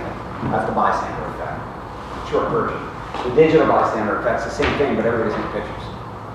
And I asked the kids in classes, why would you take the worst moment of my life and upload it and make it your best moment for 12 likes, for 2 new followers? And again, all of this is to make people think. Bear in mind, I do this for schools, middle schools, elementary, high schools, and I try to engage these big groups and make them think in little groups. So, don't join the bullying. That's an obvious one. Support the victim if you see it going on, online or offline. All of these are on or offline. Stand on the victim and say something. Mobilize others, stand up to a bully. Obviously, if there's one person being bullied and there's 40 of you, and instead of everybody going like this, put these down and go over and support the bully, that will stop that incident. Period. If everybody, by the way, they did this study, something was going on between 2 people, and there was a group of people watching, and then the whole group dispersed in minutes and powered this up. Turn it off. Go for a walk. Do something for 60 minutes. Audit your pages and audit them often. And I mean often, I mean like once a month, go on and check yourself out. Anyone know what the great, we hear about all these challenges, right? The Momo challenge, all these bad challenges. You guys know about the grayscale challenge? Probably not. They haven't been to your schools yet. Turn your phone grayscale. People say that when they turn your phone grayscale, which means turn all the colors to black and white, it's less addictive. You don't go to your phone as much. I did it. Start a club at your school, and you guys have the Optimist Club. We start talking clubs at schools I go to where they just talk. Actually, just talking. Family phone time challenge. We're starting this now. We're sending out calendars to people. Challenge your parents or yourselves. Write down, the way you can track how long you've been on social media on your phones. And there's apps for that too. Challenge your parents. I'll bet you I'm on my phone less than you are on social media. And if they win, you do all the dishes or something. And if you win, they take you out to a really nice dinner. You and like 20 friends. Think critically. That's so important. Critical thinking to your age group. Please don't just trust what you see on this. Think critically. And if you'd love to do this, you can apply for our Social Media Safety Student Advisory Council. It's on our website. And we actually have students applying for it for college, high school and college advisory council. It's great for your resume. It's great when you get to college, but we ask you guys to help us write our newsletters and do articles or reviews of apps or anything like that. So if you guys want to join, you can just go online and join.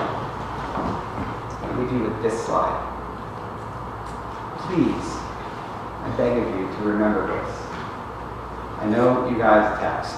This is how you communicate now. The crisis text line is a 24-hour day, 7-day a week, 365-day a year crisis center that only operates via text. You text, it just says home. You can text any word, Apple, whatever, Eddie, OFSMS, what, I don't care. Text any word to 741-741, and you will get a reply from a crisis counselor. All in text, and they'll be there with you for 10 hours, 6 hours, 1 hour, 8 minutes, it doesn't matter. They're there on their computer responding to your text. I was one of their counselors for a little while. I volunteered. And it's amazing the text I was seeing getting in. So if you know a friend that could use it, memorize it, put it in your phone, share it with one person. It can make a life-changing difference. And obviously there's also 273-TALK, the suicide prevention hotline, cyberbullying.org, or you can go to our website, and we have the links to all of them on our website as well. That is my presentation, and I think I did it in exactly a perfect hour.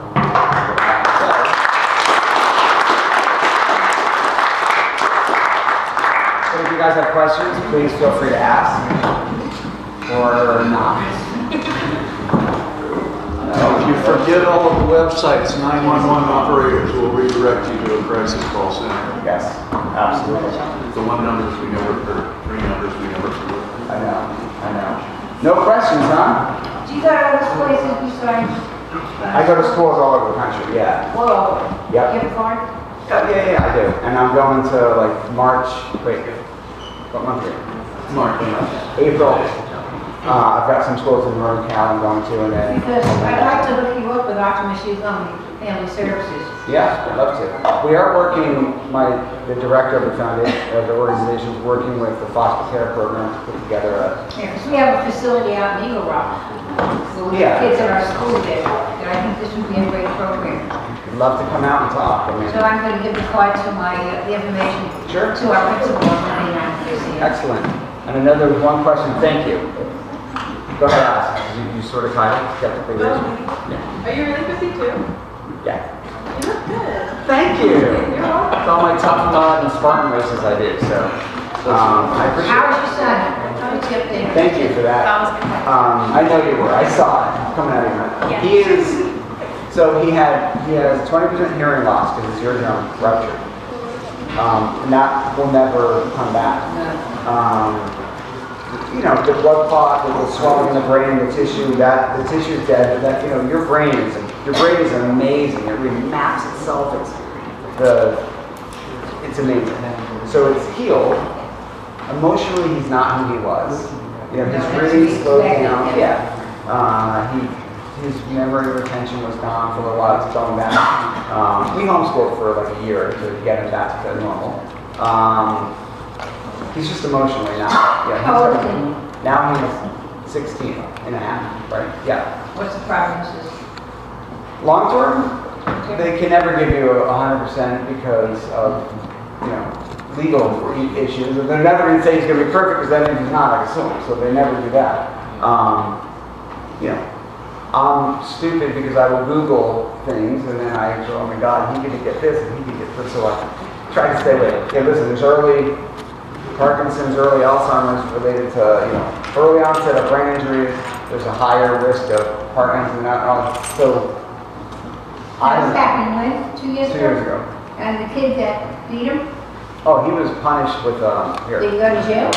No. He didn't go to jail. $100 and $20 Just send your afternoon, sir. Why? You want to call the judge and ask? Listen, I stood there and I raised my... Yeah, it's very hard juvenilely to get something passed on a juvenile, even though he had a history of fights. It's still, and I told the judge in our was it a victim statement? I said, I see the thing, the scales of justice like this, right? She's holding it. Yeah. I said, it's not like this, it's like this. And all the news stations, we did the interviews. My son's got a permanent injury, he had a temporary punishment. I don't understand. Did he ever come back to retaliate? Who? The kid that hit him? Never heard from any. I mean, it's all attorneys handling everything. I just want to talk to kids. I love, by the way, with my heart, love kids. A zillion %. You guys, not to quote Michael Jackson, but you are our future. Like, you are our future.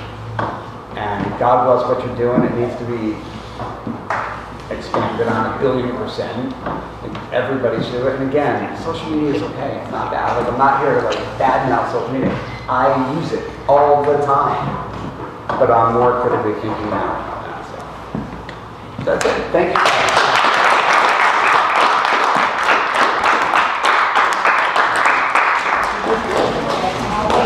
So we do have, The ice cream kept it on.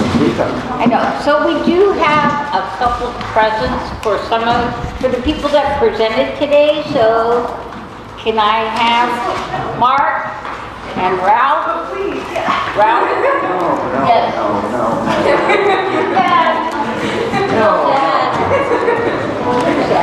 Dad. I do this because I love kids. I know. But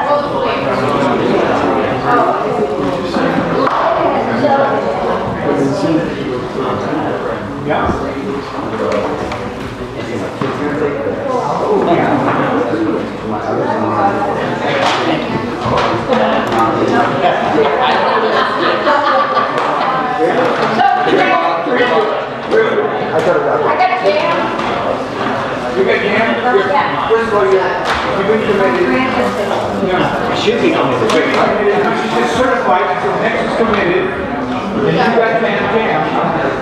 So, you guys, yes. So, can I have everybody give a round of applause for these young men that came and donated their time today to help us learn more things? A round of applause.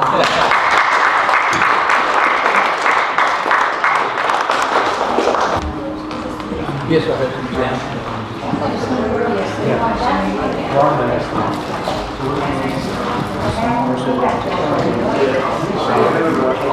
Alright guys, so now that we're done with all of the panels and workshop activities for you guys, we're going to go ahead and move into our other room and go ahead and start our recreational activities, which will be cornhole. We're going to have a cornhole tournament for everyone. But before we do that, we're going to do the Optimist Creed in there, so be prepared for Optimist Creed. So once I take the Optimist Creed, we'll all follow up with the Optimist Creed. About halfway, maybe half an hour in, we're going to go ahead and do the cornhole tournament. And if some of you choose to leave throughout the cornhole tournament, you're welcome to do so. But we wish for you guys to stay for the first half hour. So for after that first half hour, we can go ahead and do some takeaways. Then after that, if you choose to stay, you can go ahead and play some more cornhole. And after that, we'll call it a day. How's that?